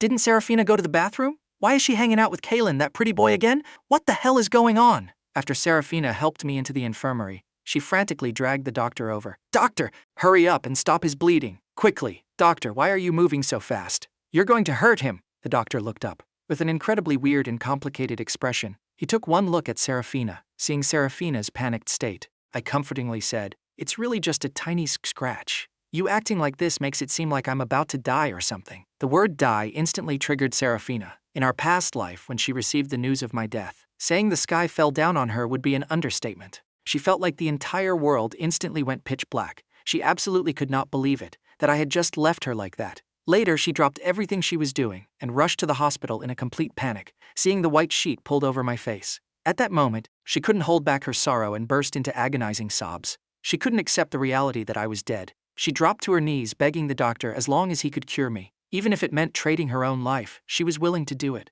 I kept staring intently at Seraphina, watching her expression grow increasingly sad, increasingly devastated, thinking to myself, did I say something wrong just now? Seraphina, I hesitantly called out her name. Seraphina was still completely submerged in the trauma of losing me in her past life. She didn't hear my call at all. I frowned and reached out to grab Seraphina's hand. Seraphina, what's wrong? Only when she was touched by me did Seraphina snap back to reality. Looking at the living, breathing me in front of her instead of a cold, stiff corpse, her emotions completely overflowed the dam. She threw herself directly into my arms. Wah, Kaelen, you giant jerk! Who gave you permission to talk about dying? You won't die, you will never ever die! Wah! Seraphina's tears fell in massive drops. In a matter of seconds, they soaked right through my shirt. I froze. What did she just say? Said I won't die, never ever die. At this moment, a crazy, bold theory started growing in my mind. Could she really be someone who respawned too? Looking down at Seraphina, who was crying uncontrollably in my arms. This scene gave me a massive sense of déjà vu. In our past life, after I suddenly died from illness, my soul left my body. I watched with my own eyes as Seraphina held onto my ice-cold body, crying until she was absolutely broken. It looked exactly like the scene right in front of me. The more I thought about it, the more I felt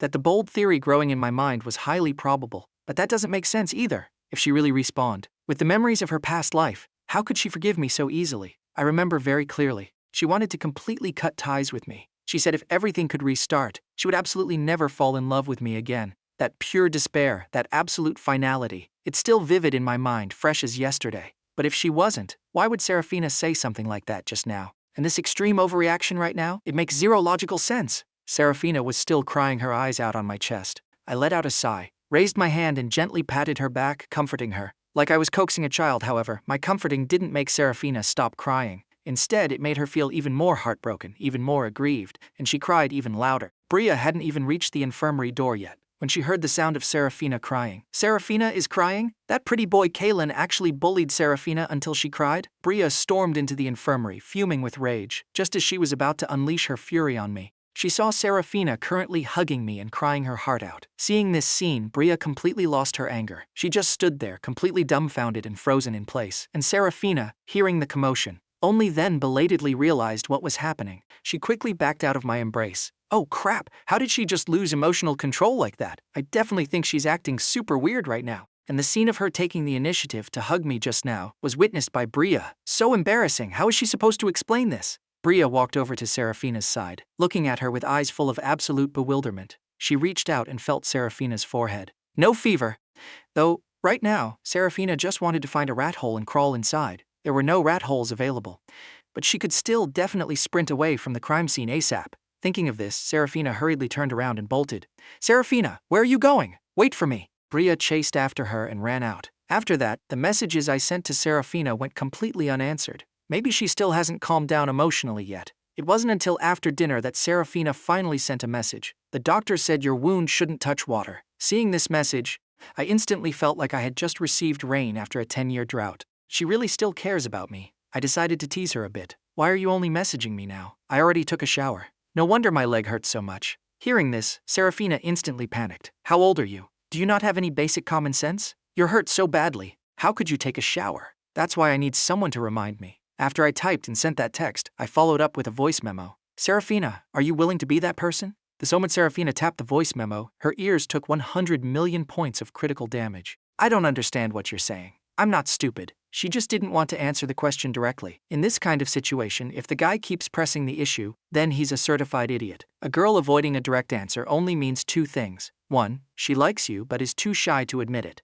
2, she isn't sure about her feelings for you yet, so she doesn't know how to answer. Since this topic hit a dead end, I smoothly changed the subject. The next question was something I'd wanted to ask all day, but hadn't said out loud yet. What did you mean by what you said in the infirmary this afternoon? Hearing this, Seraphina's pupils dilated massively. He actually asked, what do I do? How should I reply? Seraphina was struggling internally, feeling utterly restless. I looked at the completely static phone screen, raised my hand to stroke my chin, analyzing the situation carefully. Since the daytime, I had suspected Seraphina was highly likely to be a respawner just like me, even though a double respawn is way too unbelievable sci-fi nonsense. But then again, why am I the only one allowed to respawn? Why couldn't Seraphina respawn too? That makes zero sense. The Earth doesn't just revolve around me alone. Just as I was thinking this, Seraphina finally sent a message over. You're overthinking it. It didn't mean anything. Seraphina clutched the clothes at her chest, nervously biting her lower lip. Stay calm. Don't panic and mess up your own formation. As long as she doesn't admit she respawned, who could prove she actually did?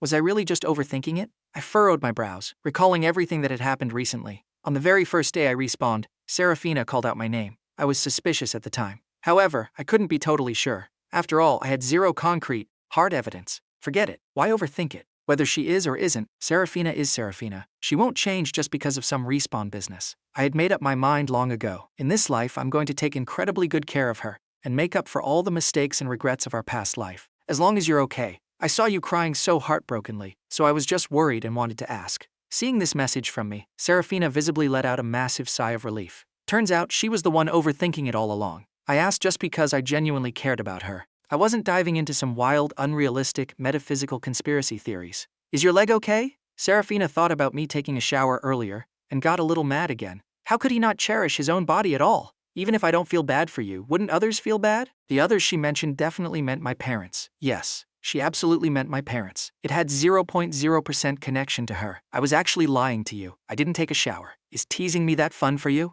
Seraphina got angry. Just as she was about to toss her phone aside and permanently ignore me, I sent a new message. I like teasing you. I only like teasing you. Whoosh! Seraphina's face turned beet red. At this moment, she pursed her lips, holding back a shy smile. Her heart was doing absolute somersaults like a panicked deer. I've noticed you've changed. You've become such a smooth talker. I feel the need to clarify. I'm not a smooth talker. These are just sweet words meant only for you. So cheesy. Seraphina grabbed her pillow and buried her face in it. Her tiny heart was completely out of control, thumping wildly. Thump, thump, thump! Immediately after, my next message arrived. Are you free this Saturday? I want to go see a movie. Watching a movie alone is too boring. I want to ask you to go with me. He wants to ask me out to a movie? Seraphina's breathing sped up. If she went, would this count as a date? After experiencing the events of the day, Seraphina's heart had undergone a massive shift. Before, she kept thinking about avoiding me, forgetting me, not wanting history to repeat itself like in our past life.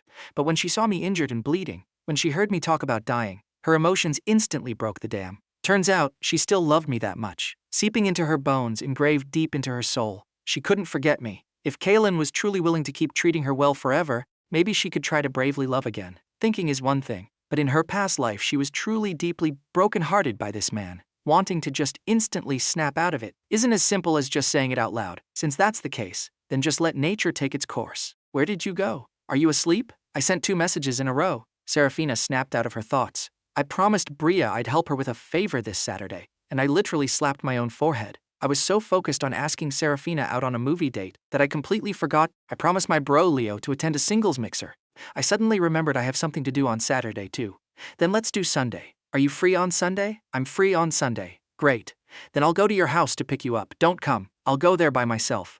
Seraphina didn't want her family to know about us just yet, especially her 3 older brothers. In her past life, her 3 brothers absolutely despised me, thinking I wasn't good enough for her. They even threw hands a few times, and it was a completely dishonorable 3-on-1 beatdown. Every time I got beaten until my face was bruised and swollen. Even though the past life is the past life, and this life is this life, the images of them beating me up were still very deeply burned into her memory, so it was best if they avoided meeting each other entirely. Why won't you let me pick you up? I originally planned to unscrew the back seat of my family's bicycle, and then ride the bike to pick Seraphina up. I'm afraid my family will misunderstand if they see you, misunderstand that we are that kind of relationship. Seraphina's words carried a tiny hint of probing to see what my actual intentions were toward her right now. I'm not exactly a clueless 18-year-old boy. I could easily read between the lines. I could have totally just rolled with Seraphina's words and said we were that kind of relationship, but doing that would ruin the grand master plan. After all, I had already figured it out. Wait until Kixie Valentine's Day. I'm going to give Seraphina an earth-shattering, unforgettable romantic confession.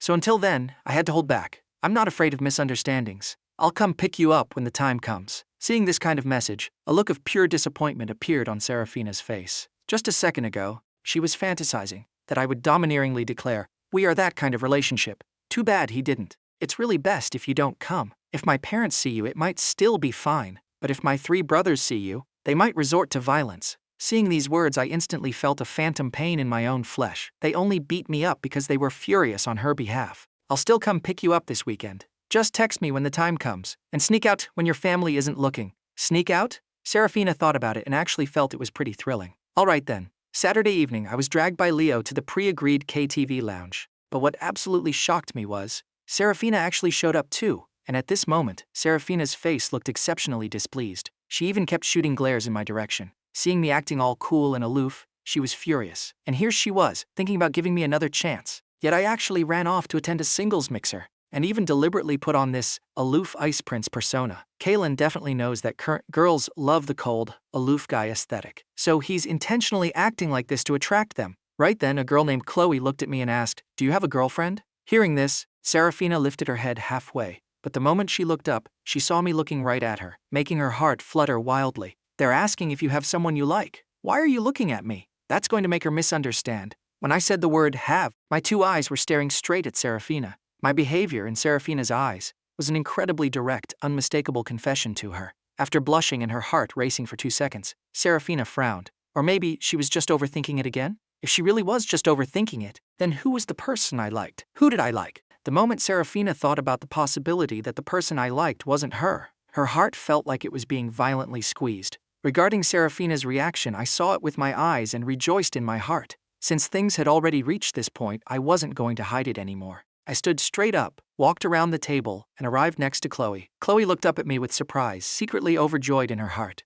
Was she being chosen by the aloof male god? Her peach blossom luck, romantic luck, was absolutely peaking today. To actually be favored by such a top-tier handsome guy, she figured it out. Later, as long as I opened my mouth to ask, she would agree in an absolute millisecond. Just as Chloe made up her mind, I opened my mouth and said, "Sorry, beautiful, could you switch seats with me?" Hearing me say this, Chloe's brain completely jammed, unable to process it for a second. And it wasn't just Chloe. Everyone else in the private room was also staring fixedly at me. Seeing Chloe silent for a long time, I repeated what I just said once more. Chloe woodenly mumbled in agreement. Just as she stood up, she watched me sit right down next to Seraphina. Seraphina stared blankly at me sitting next to her, her red lips slightly parted. "Why didn't you tell me the other night that you were coming to a singles mixer? I was just about to ask you the same thing. So why didn't you say anything?" Seraphina countered. "Don't misunderstand. I only came to this mixer to make up the numbers. If you don't believe me, ask Fatty, Leo. He's the one who said they were 1 guy short and begged me to help." After saying that, I turned my head to look at Leo. "What are you standing there like an idiot for? Hurry up and help me explain." Right.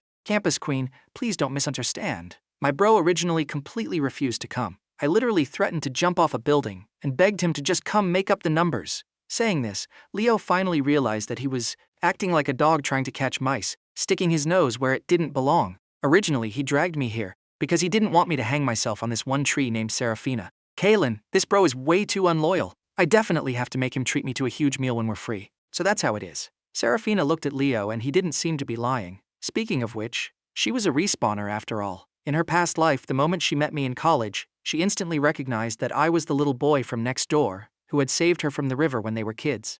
Ever since then, she had secretly been observing me from the shadows, asking around for any information about me. So, whether I had a girlfriend or not, she obviously knew. "What about you?" I turned the question back to Seraphina. "I came because Bria begged me to. She was originally supposed to attend this mixer, but since it's almost the end of the semester, she needs to bury her head in studying, so she made me come in her place." However, right after Seraphina finished explaining, she saw me smile. This instantly made Seraphina realize, why was she so desperate to explain herself? Didn't this just completely expose her foxtail?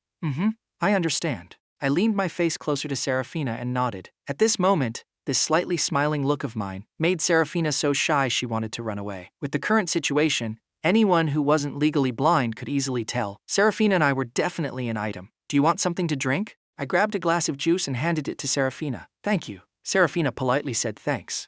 "Why are you being so polite with me? These are all things I should be doing," I said with a tone that implied it was the most natural thing in the world. "You really don't treat yourself like an outsider, do you?" Seraphina quietly grumbled. I intentionally leaned into Seraphina's ear, and using a voice that only the 2 of us could hear, I whispered, "Then do you treat me like an outsider? You are an outsider. In the past life you were, and in this life you are too. In the future you won't be, I say so." "What?" My voice was a bit too quiet. Seraphina couldn't hear it very clearly. I said, "Drink your juice." I deliberately changed the subject. Seraphina sized me up with a highly suspicious gaze. Even though she didn't hear it clearly just now, she was absolutely certain that was not what I said at the end. What's with the juice? We're all adults here. Let's drink beer. Chloe herself wanted to drink beer, but if the other girls didn't drink, she would look way too hardcore drinking alone, so she poured a glass for Seraphina too. She doesn't know how to drink. I'll drink it for her. I reached out to grab Seraphina's glass. Hey, no way! We came to this mixer to escape our single dog destinies. And you guys come here just to force feed us dog food. PDA? Do you have any humanity left? With Chloe taking the lead to tease us, the others chimed in too. Exactly, showing off PDA will get you struck by lightning. Flex your love today for a quick thrill. Cry over your breakup tomorrow. Seraphina's skin wasn't as thick as mine. Hearing them say all this, she immediately snatched her glass back from my hand. No need for you to drink it for me, I can do it myself. After saying that, she directly picked up the glass and took a massive gulp. Seeing Seraphina drink so boldly, I figured she probably had some alcohol tolerance. However, in merely 5 minutes, Seraphina felt the cheerful laughter around her start to turn into a buzzing, chaotic noise. A buzzing mess. Her vision gradually blurred. Her head was spinning violently. Sensing her own condition getting worse and worse, Seraphina, who still retained mostly half her consciousness, knew she was drunk. Of course, she would never admit such an embarrassing thing to anyone. I'm going to the restroom. Seraphina muttered a sentence and stood up, swaying unsteadily. With one glance, I instantly saw that Seraphina's condition was not right. Are you okay? I'm perfectly fine. Why wouldn't I be fine? Seraphina tried her absolute hardest to widen her eyes, deliberately pretending like absolutely nothing was wrong. I wanted to accompany her, but I was directly rejected by her, because she absolutely didn't want me to see her embarrassing drunk state. It was way too humiliating. She needed to hurry to the restroom and splash some cold water on her face. Just as Seraphina was thinking this, suddenly her legs gave out and she pitched forward toward the ground. Right as she was about to have an intimate kiss with the floor, a hand gently wrapped around her waist, catching her securely.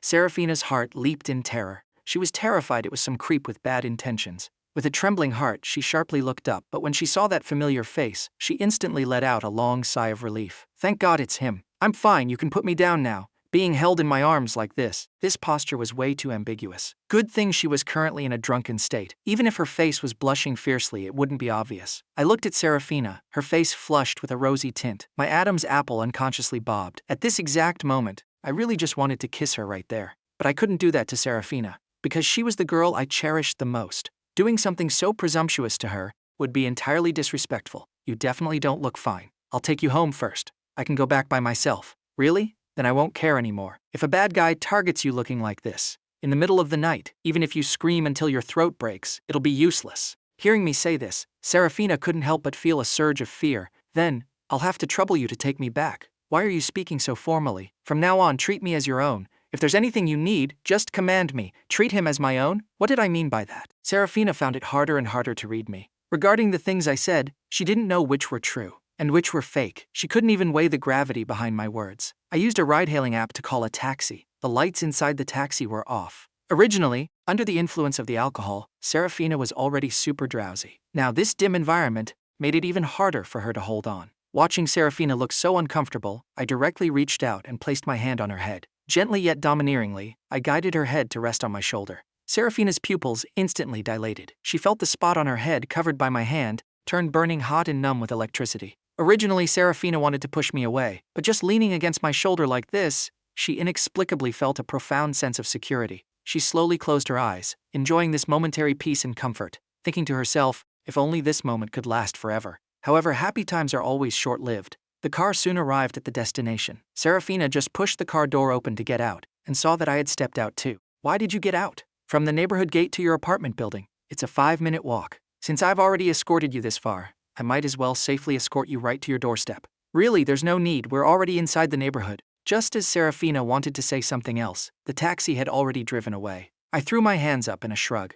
The car's already gone. Seeing this scene, Seraphina thought to herself, with the current situation, even if she refused, it would be useless. She had no choice but to let me follow. But Seraphina had barely taken 2 steps before she suddenly realized something. She sharply turned her head to look at me. How did you know that? From the gate to my building takes exactly a 5-minute walk. She only mentioned she lived in this neighborhood earlier. She never specified which exact building. So how did I know? She had suspected before that I was also a respawner just like her. Could I really be? Seeing Seraphina staring at me like this, I didn't instantly jump to the respawn conclusion like she did. I just thought she was viewing me as some kind of stalker. That's why I knew where she lived. I hurriedly explained that I just made a random guess. Honestly, I knew this excuse was super flimsy, but as long as I didn't admit it, Seraphina couldn't do anything about it, and the result was exactly as I predicted. Even though my excuse was full of plot holes, Seraphina couldn't pinpoint exactly what was wrong. Not long after, the two of us arrived downstairs. Just as Seraphina said goodbye and prepared to go inside, I took a step forward, moving directly up to Seraphina's face. Actually, before I leave, there's one thing I wanted to say to you. What is it? Seraphina's small face flushed red and she even started stuttering. If you're going to say it, say it. Why lean in so close? Why was this little girl so nervous? It's not like I was going to confess my love right here. Good night. Hearing this, Seraphina froze. Just that? Otherwise, what did you think I was going to say? I deliberately teased Seraphina. Seraphina panicked. I didn't think anything. You're lying. You definitely thought I was going to do something else. I didn't. I really didn't. Seraphina took a step back. I took a step forward. Until finally, I cabadunted wall-pinned Seraphina right into the corner. Nowhere to retreat. I swallowed nervously, took a deep breath, directly reached out and grabbed Seraphina's shoulders, and leaned in forcefully. What is he doing? Is he going to kiss me? Seraphina stared at me with wide eyes. How is that possible? He couldn't possibly want to kiss me. He won't. Right. He must be teasing me again. That's what Seraphina thought. However, my face was continuously getting bigger and bigger in her vision. He was literally about to kiss her. No way. Is he actually going to kiss me? Right at that exact moment, an explosive roar rang out. Let go of my sister! This single shout instantly extinguished every single impulse in my heart. I didn't even need to turn my head to recognize that rough voice. I knew it was Seraphina's third brother, Flynn. Oh crap, my mortal enemy, the third brother-in-law, is here. Hurry, run! Before Seraphina's words even hit the ground, I had already sprinted a solid distance away. Just as Flynn prepared to give chase and looked forward, I had already vanished without a trace. Are hooligans built with these kinds of athletic stats nowadays? Seraphina ran over, panting heavily. Third brother, where did he go? He ran away, Flynn said, grinding his back teeth. Good that he ran away. Seraphina let out a sigh of relief. Seraphina, next time you come back this late, call me. I'll come pick you up. If I don't have time, there's still your first and second brothers. It's way too dangerous for you to come back alone at night. Good thing I decided to come out and check. Otherwise, you would have been bullied by that creep. Hearing Flynn say this, Seraphina's thoughts were instantly yanked back to the scene downstairs. If Flynn hadn't come out, would I have actually kissed her? Seeing Seraphina zoning out, Flynn thought she was just completely terrified by the shock. It's fine now. If that guy dares to target you again, I'll beat him so hard his own mother won't recognize him. Flynn cracked his knuckles as he spoke. And Seraphina, looking at fists the size of clay pots, thought about the scenes from her past life where I was pressed into the dirt and used as a mop. She couldn't help but feel worried. Third brother, did you get a clear look at that guy's face just now? Flynn frowned. The lighting was a bit too dim just now. Didn't see clearly. Otherwise, I would have called the cops immediately. Good thing you didn't see clearly. Before Seraphina could even finish exhaling her relief, she heard Flynn's voice ring out again. But you don't need to worry either. Even though I didn't see his exact face, I still have a pretty good impression of his general silhouette and outline.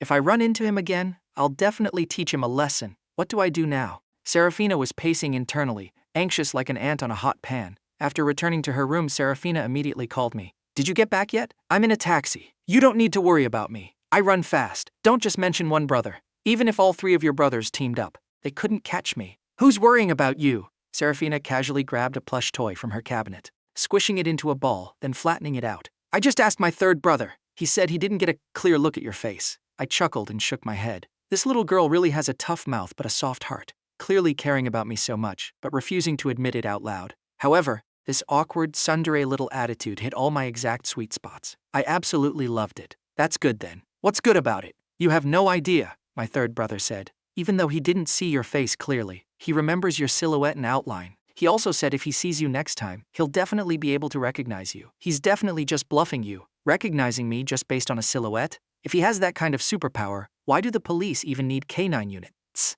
Kaelen, sorry, my language arts were taught by a PE teacher. Inappropriate metaphor. Seraphina rolled her eyes so hard she almost saw her own brain, then continued. I was just thinking, should I explain the situation to my third brother? Tell him it was all just a misunderstanding. Absolutely not. Why? Is your third brother someone who listens to reason? When does his action not bypass his brain? He looks at everyone like they deserve a beating. There were literally a few times he almost got arrested for beating people up. Seraphina was utterly shocked. Why did I understand her third brother so well, and know so much about him? Hearing the long silence from the phone, I realized what I just said was highly inappropriate. How did you know that? Seraphina bit her lower lip tightly, her chest rising and falling nervously. Of course I know. After all, in my past life, I was the primary victim. Seraphina, there are some things I don't want to lie to you about, but I haven't figured out how to tell you yet. Because I'm afraid if I tell you, you'll get mad and never talk to me again. Hearing me say this, Seraphina grew even more suspicious that I really was a respawner, and that everything I was doing right now was just to make it up to her.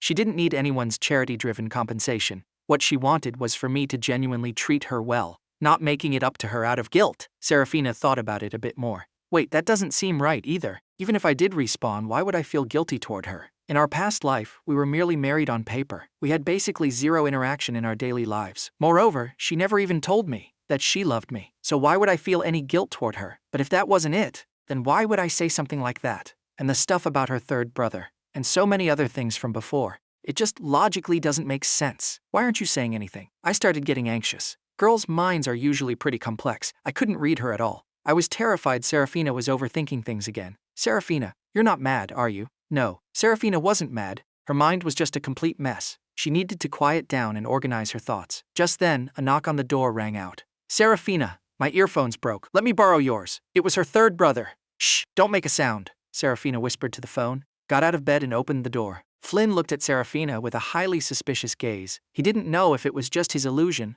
but he felt like his little sister's behavior was super abnormal. As he kept looking, his suspicious gaze landed directly on Seraphina's phone. It's so late. Who are you talking to on the phone? Seraphina's heart skipped a terrifying beat. I'm chatting with Bria. Seraphina clutched her clothes at her chest, nervously stuttering out an excuse. Oh, Flynn continued, staring suspiciously at the phone. Third brother, is there anything else you need? Seraphina handed the earphones to Flynn. Nothing else. Go to sleep early after you finish chatting. After Flynn left, Seraphina patted her chest and let out a huge breath. So nervous? I asked out loud. It's easy for you to say standing over there. If you were caught by your family, let's see if you'd be nervous. If my family saw me talking on the phone at night with such a pretty girl, they'd be grinning from ear to ear.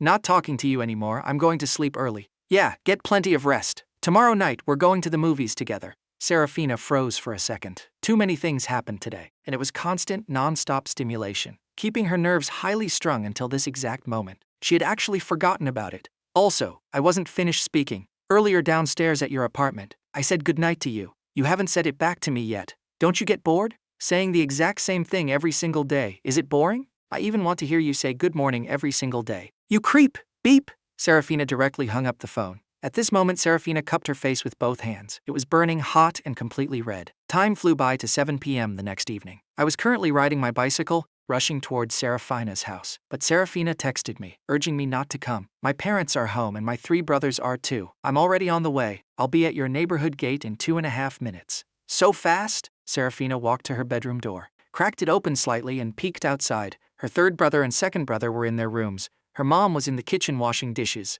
Her dad and first brother were in their room. If she just walked out like this, she would absolutely get caught by them. I'm already at the neighborhood gate. Come out. I sent the message. Seraphina frowned deeply. They're all in the living room. If I go out, they'll definitely interrogate me. Then just make up an excuse. I don't want to lie to them. Then tell them the truth. Anyway, I'm already waiting for you at the gate. Seraphina grew more and more anxious. Wow, your neighborhood has so many mosquitoes. Seraphina's frown deepened even more, and they're huge, big bellies. Long legs too. Seraphina's phone kept buzzing nonstop. All messages from me. Who told you to come? I already told you not to pick me up. After sending that, Seraphina hurriedly grabbed her bag and prepared to head out. Seraphina, where are you going? Flynn looked up at Seraphina. Seraphina gripped her bag strap tightly, pretending to be calm as she said, I made plans to go out with a friend. Bria is a bit stressed from studying lately, so we agreed to go watch a movie together to relax a bit. Then after you guys are done having fun, call me. I'll come pick you up. Okay, don't walk into any pitch-black alleyways, and if you encounter danger, just I know, third brother. I'm not a kid anymore. I know all these basic safety rules. After surviving an intense interrogation session, Seraphina finally managed to leave the house. The moment she got downstairs, she immediately called Bria. Hey Seraphina, what's up? I need you to do me a favor. If my family calls you later, tell them we're hanging out together. Hearing this, Bria sniffed out the scent of highly unusual gossip. You're my bestie, of course I'll help you. But before that, you have to tell me. Who are you going out with? Just him. Seraphina looked down at her shoes, stuttering out the answer. Kaelen? Seraphina stayed silent, which was basically admitting it. Seraphina, did he drug you or something? Besides being slightly handsome, what's so good about him? I specially went and investigated him. This guy is always playing video games, gets caught playing games during class. He even plays while he's sleeping, and he doesn't have any outstanding talents either. His family background is totally average too. I don't care if his family background is good or bad. It's not that I'm being materialistic. It's just my mom says, when you get married, if you don't have a solid financial foundation, life will be miserable. Bria, thank you, but I have my own reasons. Fine, fine. Just don't come crying to me while sitting on the back of his bicycle later. Right as Bria finished her sentence, Seraphina saw me riding over on my bicycle. Why did Kaelen ride into the neighborhood? Isn't he afraid her family might come down and see? Why did you come inside? Don't worry, I'll be fine. If I get spotted, I run fast. I won't get caught. Who's worried about you? So full of yourself. Seraphina speechlessly rolled her eyes at me. I'm not full of myself, I'm just genuinely beautiful and genuinely handsome. Seraphina shot me a figure-it-out-yourself look. Just get on first. Mm-hmm. Seraphina nodded and looked toward the back of the bicycle. There was no back seat, nowhere to sit. Where's your back seat? Broke. I wasn't lying. Last night when I was dismantling the back seat, I used a bit too much force and ended up completely wrecking it. Then where am I supposed to sit? I looked down at the empty space on the front crossbar between my legs. Sit here. Seraphina looked at that tiny cramped space. If she really sat there, she would have to be pressed completely against me. Pressed completely together. As Seraphina kept looking, her line of sight started drifting to slightly inappropriate places, and then her face turned as red as a cooked shrimp. Not getting on. I'll take a taxi myself. She absolutely refused to get on. Doing this was way too ambiguous. Making her sit there, wouldn't that mean? The more Seraphina thought about it, the more she blushed and her heart raced. I literally rode a bike all the way here. Why would you take a taxi? Hurry up and get on. Watching Seraphina's stubborn and unyielding expression, I felt a pang of regret. Did I act too impulsively again? If I knew this would happen, I wouldn't have dismantled the back seat. I'm taking a taxi. Seraphina still insisted. After saying that, she directly started walking toward the neighborhood gate. Watching Seraphina's retreating back, a light bulb suddenly went off in my head, and I hatched a brilliant plan. I turned my head toward her apartment building and yelled, "Hurry up and get on! Your third brother is coming out!" Hearing this, Seraphina's action immediately bypassed her brain. She frantically stepped onto the pedal and sat right on the crossbar. I wrapped my arms around Seraphina and furiously pedaled, escaping the neighborhood at lightning speed. A solid few minutes passed. Seraphina was still reeling from the shock. She turned her head to look back at the shrinking neighborhood in the distance. My third brother didn't see us just now, right? Probably not, I ride fast. You weren't tricking me just now, were you? Seraphina snapped back to her senses and asked. Tricking you about what? Stop acting. My third brother didn't actually come downstairs just now, did he? I just saw someone who looked like your third brother. You're getting badder and badder. Seraphina playfully scolded with a cute, annoyed tone. Riding from the neighborhood to the movie theater took 30 minutes. Even though the ride was long, we chatted incredibly happily. After getting off the bike, I grabbed Seraphina's hand and walked into the movie theater. During the entire walk, Seraphina kept staring at my hand holding hers. Wait for me, I'm going to buy some popcorn and Coke. Seraphina kept her head down, too shy to even look at me. Because right now, her face was burning hot, her neck was hot, and her ears were hot too. Want an ice cream cone to cool down? I smiled, looking at Seraphina. Kaelen, you're too bad! Seraphina, teased into a flustered pout, yanked her hand back. I'm going to the restroom! Watching Seraphina run away, I thought it was best to ease up a bit. I couldn't tease Seraphina so much that she literally bolted. That would totally backfire. After running all the way to the restroom, Seraphina looked at herself in the mirror. She looked like she was heavily intoxicated. This Kaelen, why does he keep teasing her? Does he really just love seeing her blush that much? It took several minutes before Seraphina finally sorted out her emotions. The moment she stepped out of the restroom, she saw me holding a sweet ice cream cone, waiting by the door. Why did you only buy one? I won't eat it, you have it. Oh, Seraphina assumed I just didn't like sweets. However, after taking 2 bites, she noticed I was staring intently at the ice cream in her hand. You want a bite? I originally didn't want any, but seeing you eat it makes me want it. Then I'll go buy another one. The movie's about to start, just hold it in. While I said this, I kept staring unblinkingly at the ice cream in Seraphina's hand. Seraphina was a bit confused. If you don't mind, you can take a bite. Before Seraphina could even finish her sentence, my hand shot out immediately, grabbing her hand and pulling it toward me. Guiding her hand, looking right at her, I lowered my head and took a bite of the ice cream. Seraphina's pupils instantly dilated. Thump, thump! Her heart raced frantically. Seraphina felt like her heart was about to leap right out of her chest. And not only that, the spot I just bit was exactly where she had eaten from. Just as Seraphina was frozen in shock, unable to process anything, the melting ice cream dripped onto her finger. What happened next made Seraphina want to instantly evaporate on the spot. I naturally leaned down and sucked the ice cream right off her finger. Look at Seraphina now. At this moment, she looked like she had been tossed into a steamer and cooked thoroughly. So red, she was literally steaming. Everyone around us was heading into the screening room. I checked the time. It was almost starting. The movie's about to start. Let's go in. Seraphina woodenly mumbled 2 agreements. Then, holding the ice cream, she followed right behind me, her 2 eyes staring blankly ahead.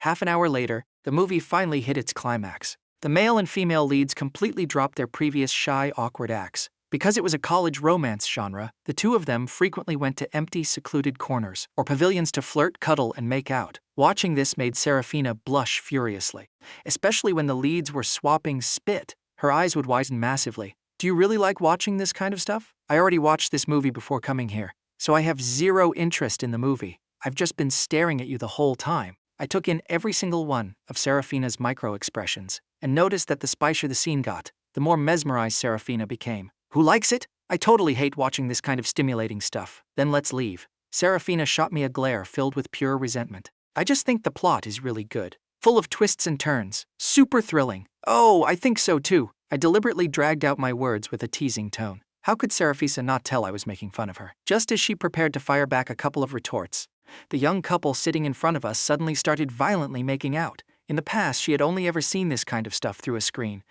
In real life, she had seen couples making out on the street before too, but always from super far away, and adhering to the principle of see no evil. Every time she encountered this kind of scene, she would look away to avoid it. But now, the two people in front were so close, and going at it so intensely, this made her blush to the absolute core. Right at that moment, my hand suddenly reached over and pressed against her forehead. So hot. Are you sick, Kaelen? You? Seraphina wasn't stupid. How could she not tell I was teasing her? She swatted my hand away and abruptly stood up, but in her panic she accidentally tripped her left foot over her right and crashed straight down onto my lap. My face instantly contorted in agony, turning purple. She smashed into the absolute worst possible target. Dead center. Perfect bullseye. Are you okay? I didn't mean to. Seraphina began to panic. How could I be okay? This is a massive disaster. I'm the sole heir to my family's lineage. If you break this, you'll be history's greatest sinner. Seraphina was both anxious and annoyed. What time is it? And he's still joking around? Just suffer then, you deserve it.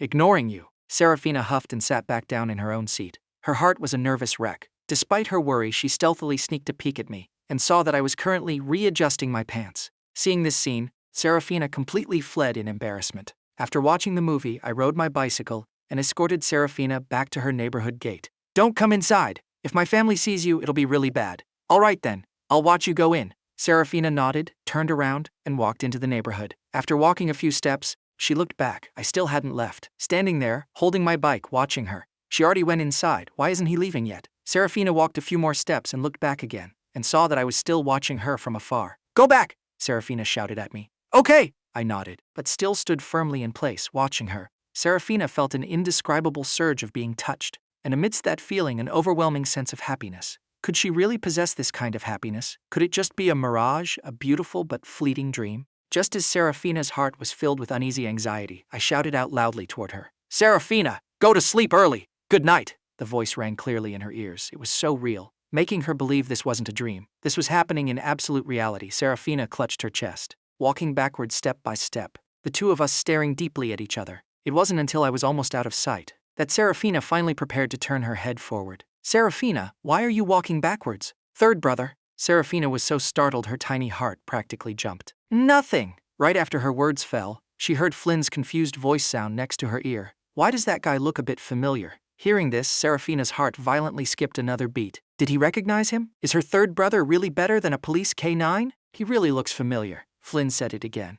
Seraphina, don't you think he looks like my high school classmate? You know, my desk mate? Seraphina froze for a second, then turned her head to look at Flynn. Actually, maybe not really, Flynn muttered to himself. Seraphina let out a massive sigh of relief. Kaelen was totally right. Her third brother claiming he could recognize someone based on a silhouette was definitely just him bluffing her. Around 11 p.m. that night, I finished taking a shower and walked out of the bathroom. If I don't look at my phone for 10 minutes, I feel like I'm missing out on something crucial. So even when going to the bathroom, I absolutely have to bring my phone. Showering is the only exception. Whoa! Seraphina sent me a message. This is truly a rare occurrence. I tapped into the chat interface. Seraphina had sent a 1-second voice memo. She actually took the initiative to send me a voice memo. I was incredibly curious what Seraphina sent me. Tapped it and held it to my ear. Good night. Hearing it, my eyes instantly bulged out, a face full of absolute disbelief. After recovering for a few seconds, I typed out a message and sent it to Seraphina. You're saying goodnight to me? Without me even initiating it, she actually took the initiative to say it to me. Seraphina, who had sent the message 8 minutes and 20 seconds ago, had been restlessly unable to suppress her excitement, just waiting for my reply. But when the reply finally came, she got even more nervous. Seraphina had already prepared her excuse. You yelled good night at me at the neighborhood gate earlier. I'm just returning the courtesy, so I felt I needed to reply to you. Yes, exactly. She was purely just being polite. They always say men's mouths are full of lies. But I think when women lie to men, they literally nail it every single time, especially beautiful women. Whatever, even if Seraphina is lying to me, I'm a totally willing victim. Returning the courtesy, huh? You sure are polite. Then from now on you have to send me good morning too. Why? Because I send it to you every single morning. Seraphina belatedly realized that she had just been completely outplayed by me. But she was the one who said the words. What could she do? From now on she had no choice but to obediently send both good mornings and good nights. Go to sleep early. Girls are prettier when they sleep early and wake up early. I checked the time, it was almost 11:30 p.m. Final exams at Zhangcheng University were approaching. There was definitely starting to be some pressure. It's just a shame my major is different from hers. Her elective courses were different from mine too. Otherwise, I could just directly tell her what the exam questions were. What do you mean by that? Are you saying I'm not pretty right now? Seraphina sent an angry, pouting message. I replied instantly. No, you're incredibly beautiful. But didn't you just say sleeping early makes me prettier? Then you can sleep late. Pulling an all-nighter works too. After Seraphina was momentarily left utterly speechless, she carefully analyzed my words and instantly a radiant, flower-like smile bloomed on her face. Pulling an all-nighter works too? Does that mean, in his eyes, her beauty stats are just that high? Seraphina giggled out loud, and the more she laughed, the louder she got. Flynn, who lived in the next room, came over and knocked on her door. Seraphina, what are you giggling like an idiot about? I'm scrolling short videos and saw a funny one. Go to sleep early. We have to get up early tomorrow. Okay, got it. Seraphina pouted her lips, looking at my profile picture, and muttered to herself, it's all your fault for making me lie again. After pausing for a few seconds, she spoke to my picture on the screen again. Kaelen, I've decided, in this life, it's still you. I hope this time you won't disappoint me again, okay? At this exact moment, I sneezed massively. 1 sneeze means someone misses you. 2 sneezes means someone is cursing you. It must definitely be my little wifey missing me. Consequently, I smiled, turned on my desk lamp, pulled out some paper and a pen, and started writing a love letter. How should I write this? I scratched my head. In neither my past life nor this one had I ever written a love letter. My closest friend is Leo. Thinking about Leo's IQ, I shook my head. Asking him for help would literally be no different from asking my kindergarten-aged nephew. Baidu it is then. I searched up a few paragraphs. They were all way too cheesy. It was almost midnight, and I still had no idea what to write. The next day, the moment Alara came out of her room, she saw me sporting a pair of massive panda eyes. Bro, did you not sleep last night? Slept at 2 a.m., I replied, completely drained of energy. Didn't you promise mom and dad that you wouldn't get addicted to video games anymore? And you stayed up that late? Aren't you afraid your body is going to get completely hollowed out? Let me tell you, a person is like a burning candle. Normally it can burn for a good long while, but if you keep fanning the flames next to it, you accelerate the burning process. Careful you don't die young. Hearing Alara's grand speech, I furrowed my brows, thinking back to the scene of Alara sobbing hysterically after my death. This girl actually had some serious prophetic foresight. Wasn't that exactly what happened to me? Dying young because of extreme overexertion. I wasn't playing games, I was writing a love letter. Alara's eyes were huge and round, just like her face. When she rolled her eyes, it was extremely obvious. Writing a love letter? You think I'd believe that? Alara pointed out the window. Tell me the sun rose from the west and I'll believe it. I'm not lying to you. I went back into my room and brought out the colorful envelope and stationery I bought. See for yourself then. There were 2 versions of the love letter written on the paper. They were the finalists I had narrowed down. My dearest Seraphina, you are like the moon in the sky, moored in the center of the water, forever anchored in my heart. You are like the moon in the sky. You won't drift away with the waves, forever staying right by my side. Alara read up to this point and couldn't read any further. She flipped to the next page. Oh my god, this one burns my eyes even more. Miss you so much. Find a painter to draw you. Stick you on my cup. Kiss you every time I drink water. I gotta say, bro, how much do you actually hate this girl? Are you purposely writing this garbage to make her so nauseous she can't eat? Is it really that bad? Sure, maybe a tiny bit cheesy, but it's not that exaggerated, right? Not nauseous? It's a billion times nauseous. Don't you watch idol dramas all the time? How do you think I should write this love letter? Bro, you can't be serious. Are you actually chasing a girl? Duh.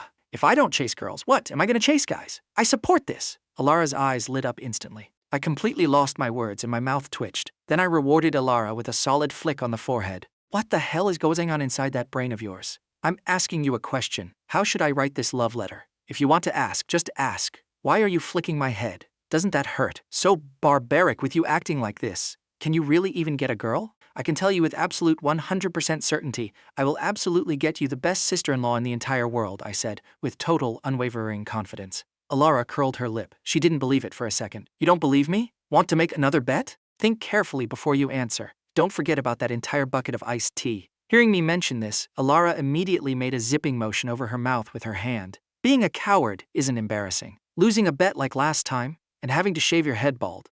Now that is embarrassing. Anyway, back to the topic. If you really want to write a love letter to a girl, you need to bring out your absolute sincerity. Girls nowadays aren't as easy to fool as they used to be. You can't just coax them with a couple of sweet-nothing phrases anymore. So you have to figure out a way to make them see your true heart. Alara's entire speech actually made a lot of sense to me. Then what should I do to make her see my true heart? Just keep it simple. What do you mean? Alara picked up the love letter from the table. Take this love letter, for example. You don't need to pile up fancy, flowery vocabulary. You just need to express what you truly want to say in your heart and what you truly want to do for her. That's it. Alara's words to me were an absolute mind-blowing epiphany. Yeah, I've lived for over 30 years. And in the end, I'm not even seeing things as clearly as a high schooler. Just being sincere, isn't that the best way? I know exactly how to write this love letter now. I stood up, habitually reached out and pinched Alara's cheek. You're not very old, but you've got a whole philosophy figured out, huh?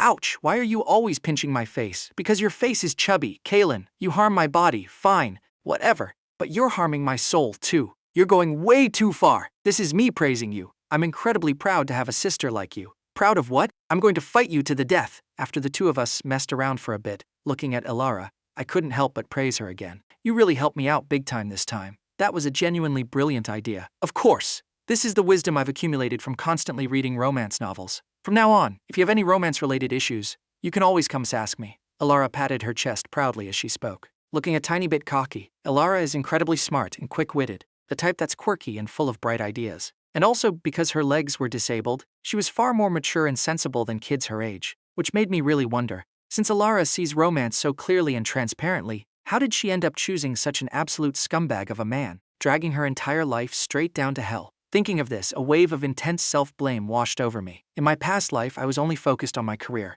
I had completely zero time to care about Alara's life. So regarding the process of why Alara ended up choosing that scumbag, I really don't know much at all. Speaking of which, it seems like Alara used to visit our house a lot, and had incredibly deep, long talks with Seraphina. I was thinking, since their relationship was so good, maybe Alara had mentioned something to Seraphina. But the current Seraphina doesn't even know Alara yet. If she's a respawner just like me, then I could totally ask her. Of course, that was just a fleeting thought. Just as I was deeply immersed in my own thoughts, Alara was staring right at me with wide eyes. She didn't know if it was just her illusion, but she felt like I was acting incredibly mature and steady right now, not showing even a trace of how an 18-year-old should act. Suddenly, Alara remembered the conversation we had a few days ago. She asked me where all that money came from. Her intuition told her there was a 99% chance I didn't actually win the lottery, and the result was me giving her some completely chaotic BS answer, saying I actually respawned. Could my brother actually be a respawner? Bro, you said before that you respawned, then how old did you live to be?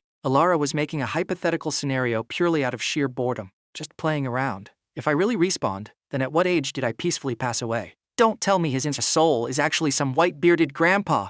I totally didn't expect Alara to suddenly drop a question like that. The look in my eyes darkened for a few seconds. 32.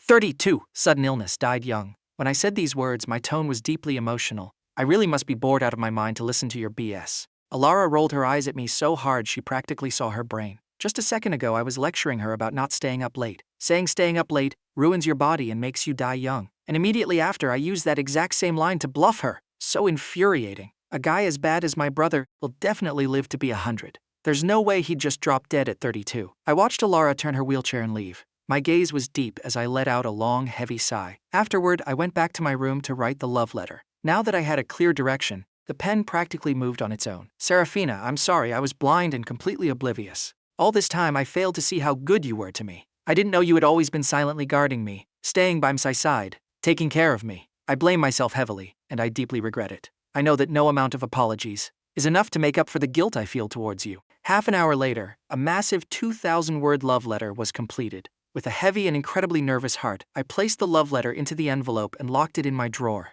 just waiting for Valentine's Day so I could personally hand this letter to her. I wonder what her reaction will be when she finally reads this letter. Right at that moment, my phone rang. It was Leo calling. What's up, old Jung? Emergency! Lend me $500. You're asking me to borrow money? Leo's family financial situation was vastly better than mine. Of course, I mean in our past life. Right now, our families are about on the same level. Hurry up, do me a solid. I just had dinner with Macy, and I don't have enough money. A single dinner cost $500. Just the two of you ate that much? Leo's family could only be considered doing all right. He had more allowance than the average college student, but his parents were still just regular working-class people. Compared to a truly rich kid like Caldwell, who cruised around in a Ferrari acting like a playboy, he was miles behind. It wasn't 500. We ate over $1,000 worth. I didn't bring enough cash. I'm short 500. That much? My brows furrowed deeply. This Macy really is heartless. Treating other people's money like it wasn't earned through their parents' hard work. Squandering it like this. Complaining aside, I still transferred the $500 to Leo. Bro, thanks a ton.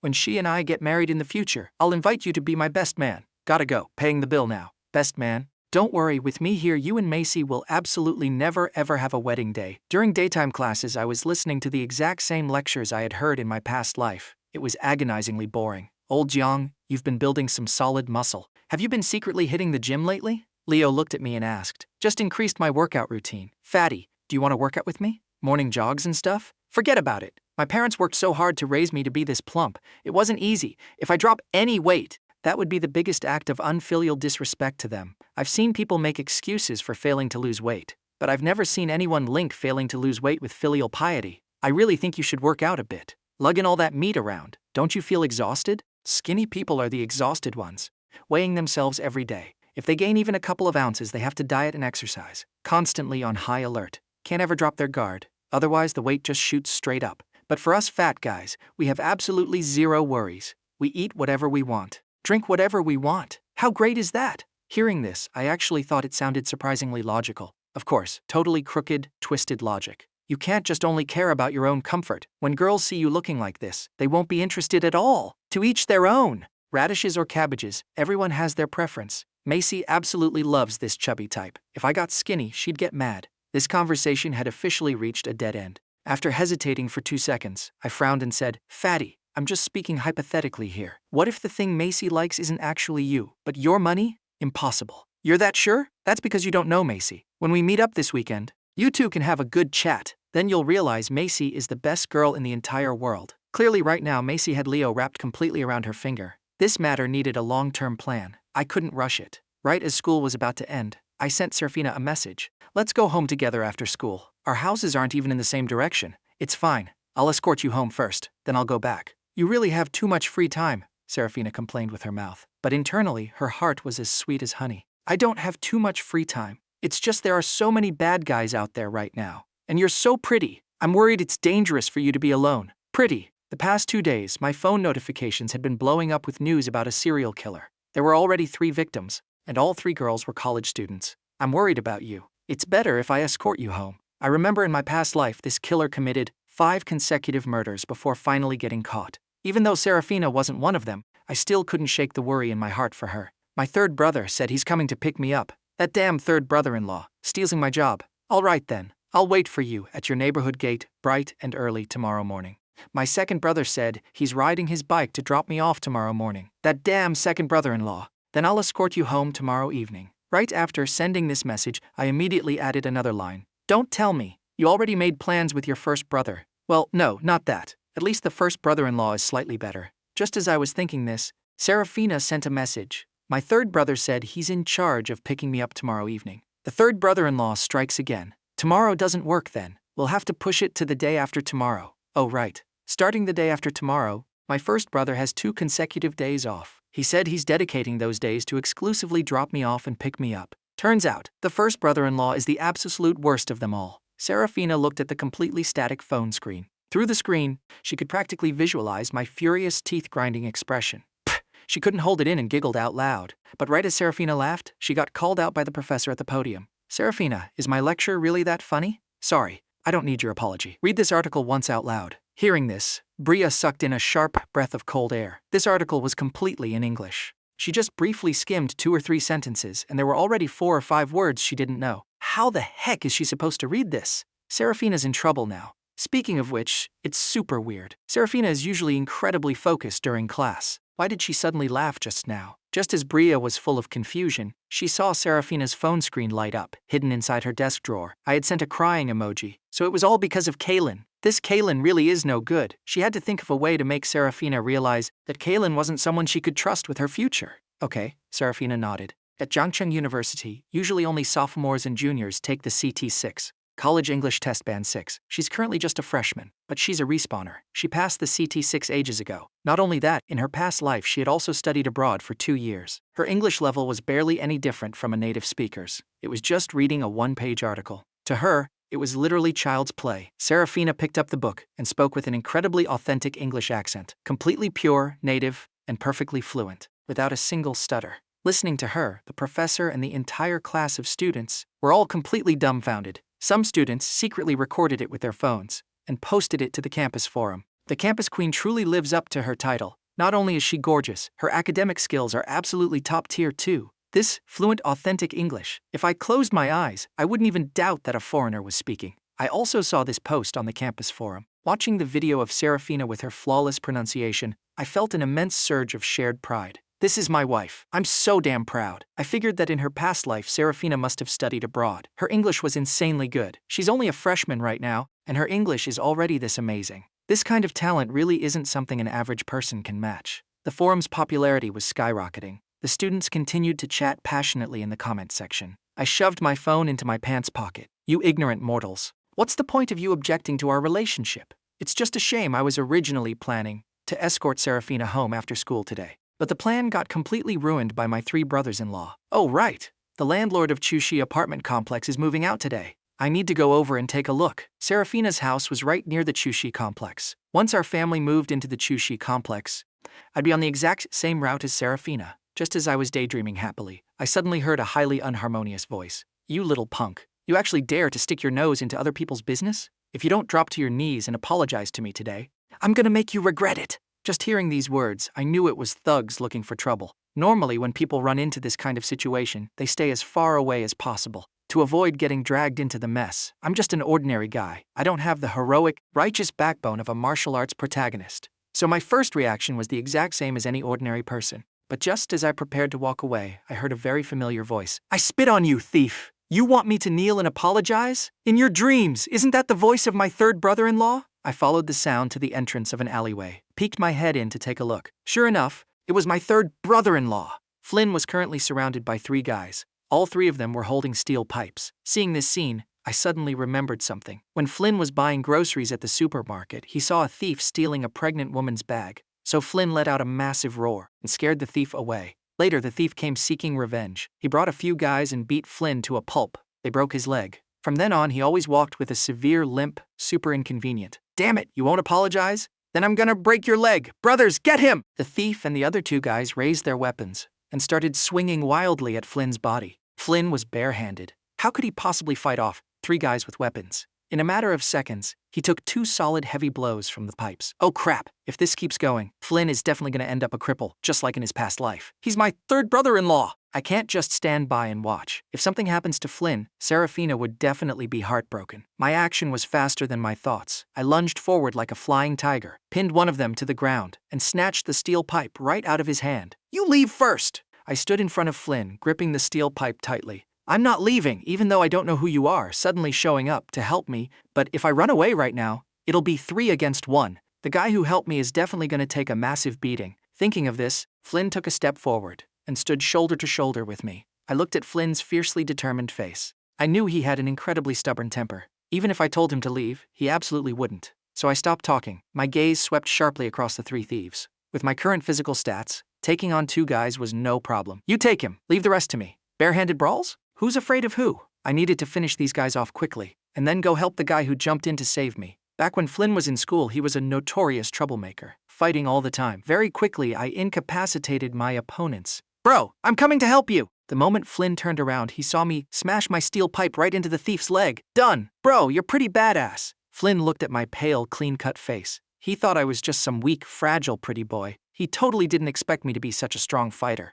You need to hurry to the hospital. I looked at the bruises all over Flynn's face and body. His injuries definitely weren't light. This is nothing. Minor scratches. I used to get into fights all the time back in school. I'm used to it. I'll just go back and put some medicine on it. Oh right. What's your name? You saved me. I have to repay you. You can give your sister to me. How about that? I thought to myself. No need for repayment. I just saw injustice and drew my sword to help, that's all. Hearing me say this, Flynn looked at me with immense admiration. Is Flynn, you are definitely my friend from now on. My name is Kaelen. Kaelen, from now on, you're Flynn's sworn brother. If you ever need anything, just say the word. As long as it's something I can do, I'll absolutely help you. Hearing Flynn say all these profoundly loyal, brotherly words, I thought back to my past life where he constantly spat vicious threats at me and beat me up. This massive contrast made me feel incredibly weird and ironic inside. Right at that moment, the thief crawled up from the ground and stealthily picked up his steel pipe. "Damn you! I'm gonna kill you! Watch out!" I roared loudly. If that steel pipe smashed into Flynn's head, it would crack his skull wide open instantly. Seeing that Flynn couldn't dodge in time, I quickly shoved him out of the way.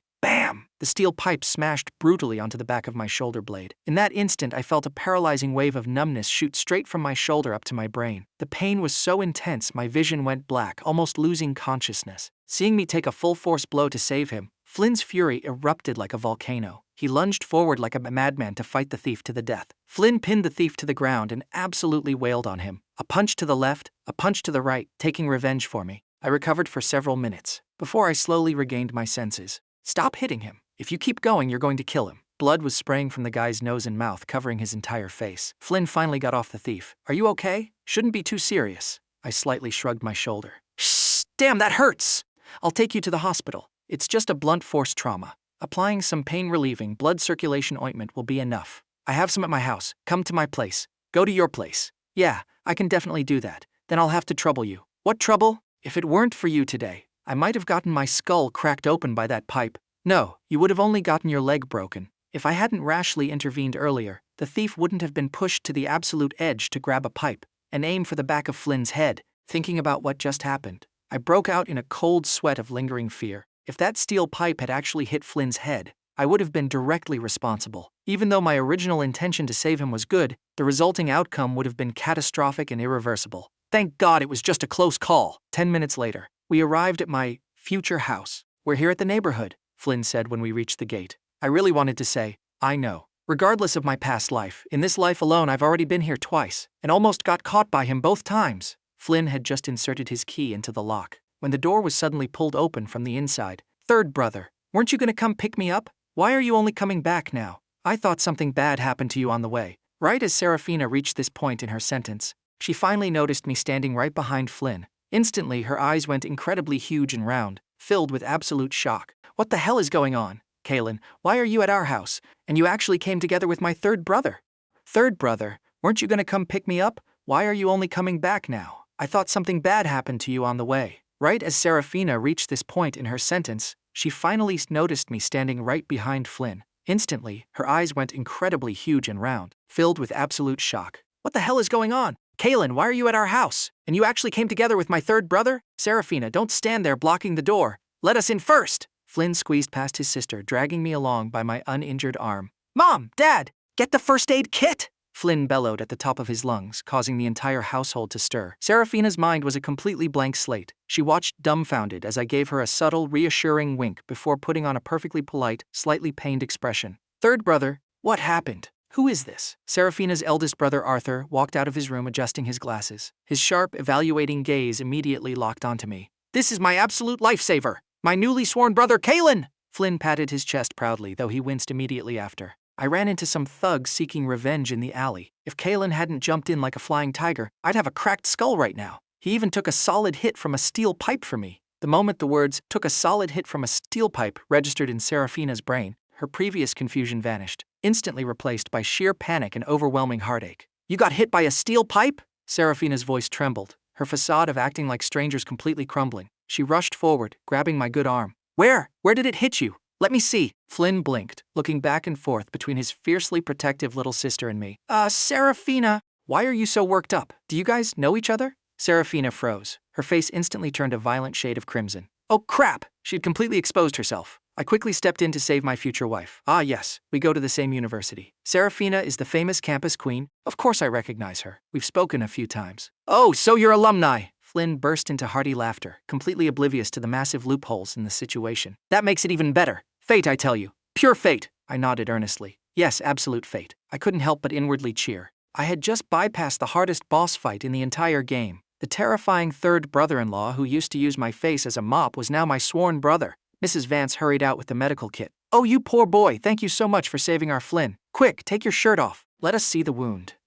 I can do it myself," I said, a bit shy to strip in front of my future in-laws so soon. But Flynn wasn't having it. Stop acting like a stranger. We're brothers now. He reached over and yanked the collar of my t-shirt, helping me pull it over my head. A sharp gasp echoed in the living room. Across my left shoulder blade was a massive, horrifyingly dark purple bruise, swelling ominously against my otherwise flawless muscular back. Seraphina covered her mouth with both hands, her eyes instantly brimming with tears. Her heart felt like it was being violently squeezed by an invisible hand. In our past life, he died so young. In this life, he was already taking life-threatening hits. Why was he so stupid? Why did he always have to act brave? Damn it, Flynn gritted his teeth, his eyes red with guilt. Bro, I owe you my life. Let me apply the medicine. Seraphina suddenly stepped forward, her voice carrying an undeniable firmness. She snatched the ointment and cotton swabs from her mother's hands. Sarah, you've never treated a wound before. Let Arthur do it. I said I'll do it, Seraphina interrupted her eldest brother, her tone allowing no arguments. She walked up behind me.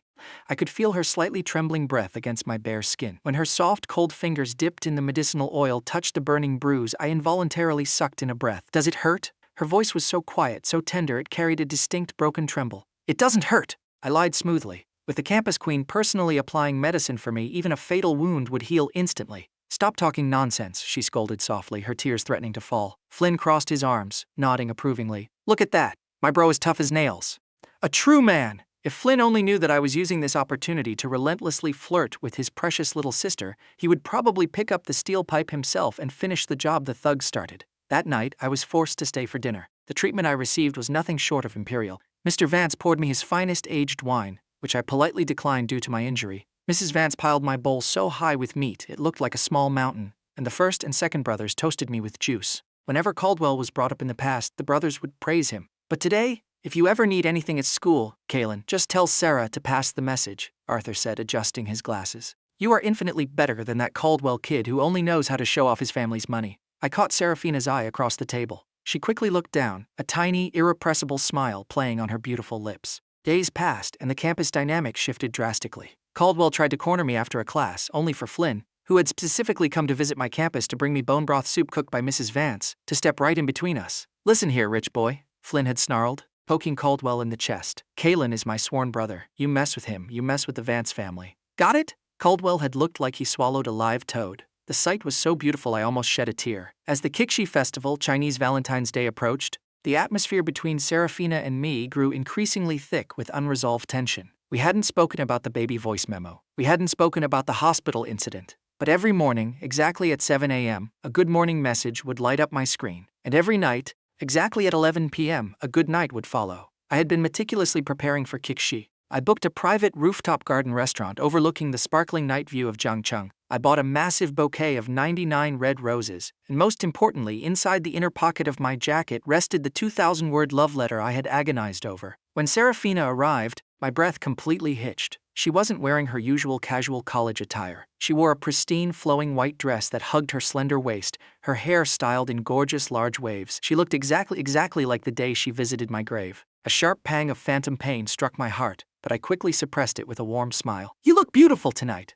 Seraphina's cheeks flushed under the fairy lights. You don't look too bad yourself. The dinner was perfect. The ambiance, the soft violin music, the gentle night breeze. But neither of us was truly focused on the food. The air was charged with a magnetic, undeniable electricity. We both knew what tonight meant. After dessert was cleared, I took a deep breath. My palms were actually sweating. I stood up, walked over to her side, and pulled out the envelope. Seraphina. My voice was low, incredibly serious. Seraphina looked up, her beautiful eyes shimmering with the reflection of the city lights. I've never done this before. I'm not good with words, and I know I've been a bit overwhelming lately, I started, looking deeply into her eyes. But I need you to know that every single thing I've done I did because I am absolutely, irrevocably in love with you. Seraphina's breath caught. Her hands gripped the napkin in her lap. I wrote this for you. I handed her the envelope. Please read it. With trembling fingers, Seraphina opened the envelope. She unfolded the crisp stationery. I watched her face carefully, my heart hammering against my ribs. She began to read. At first, her expression was soft, a shy blush coloring her cheeks.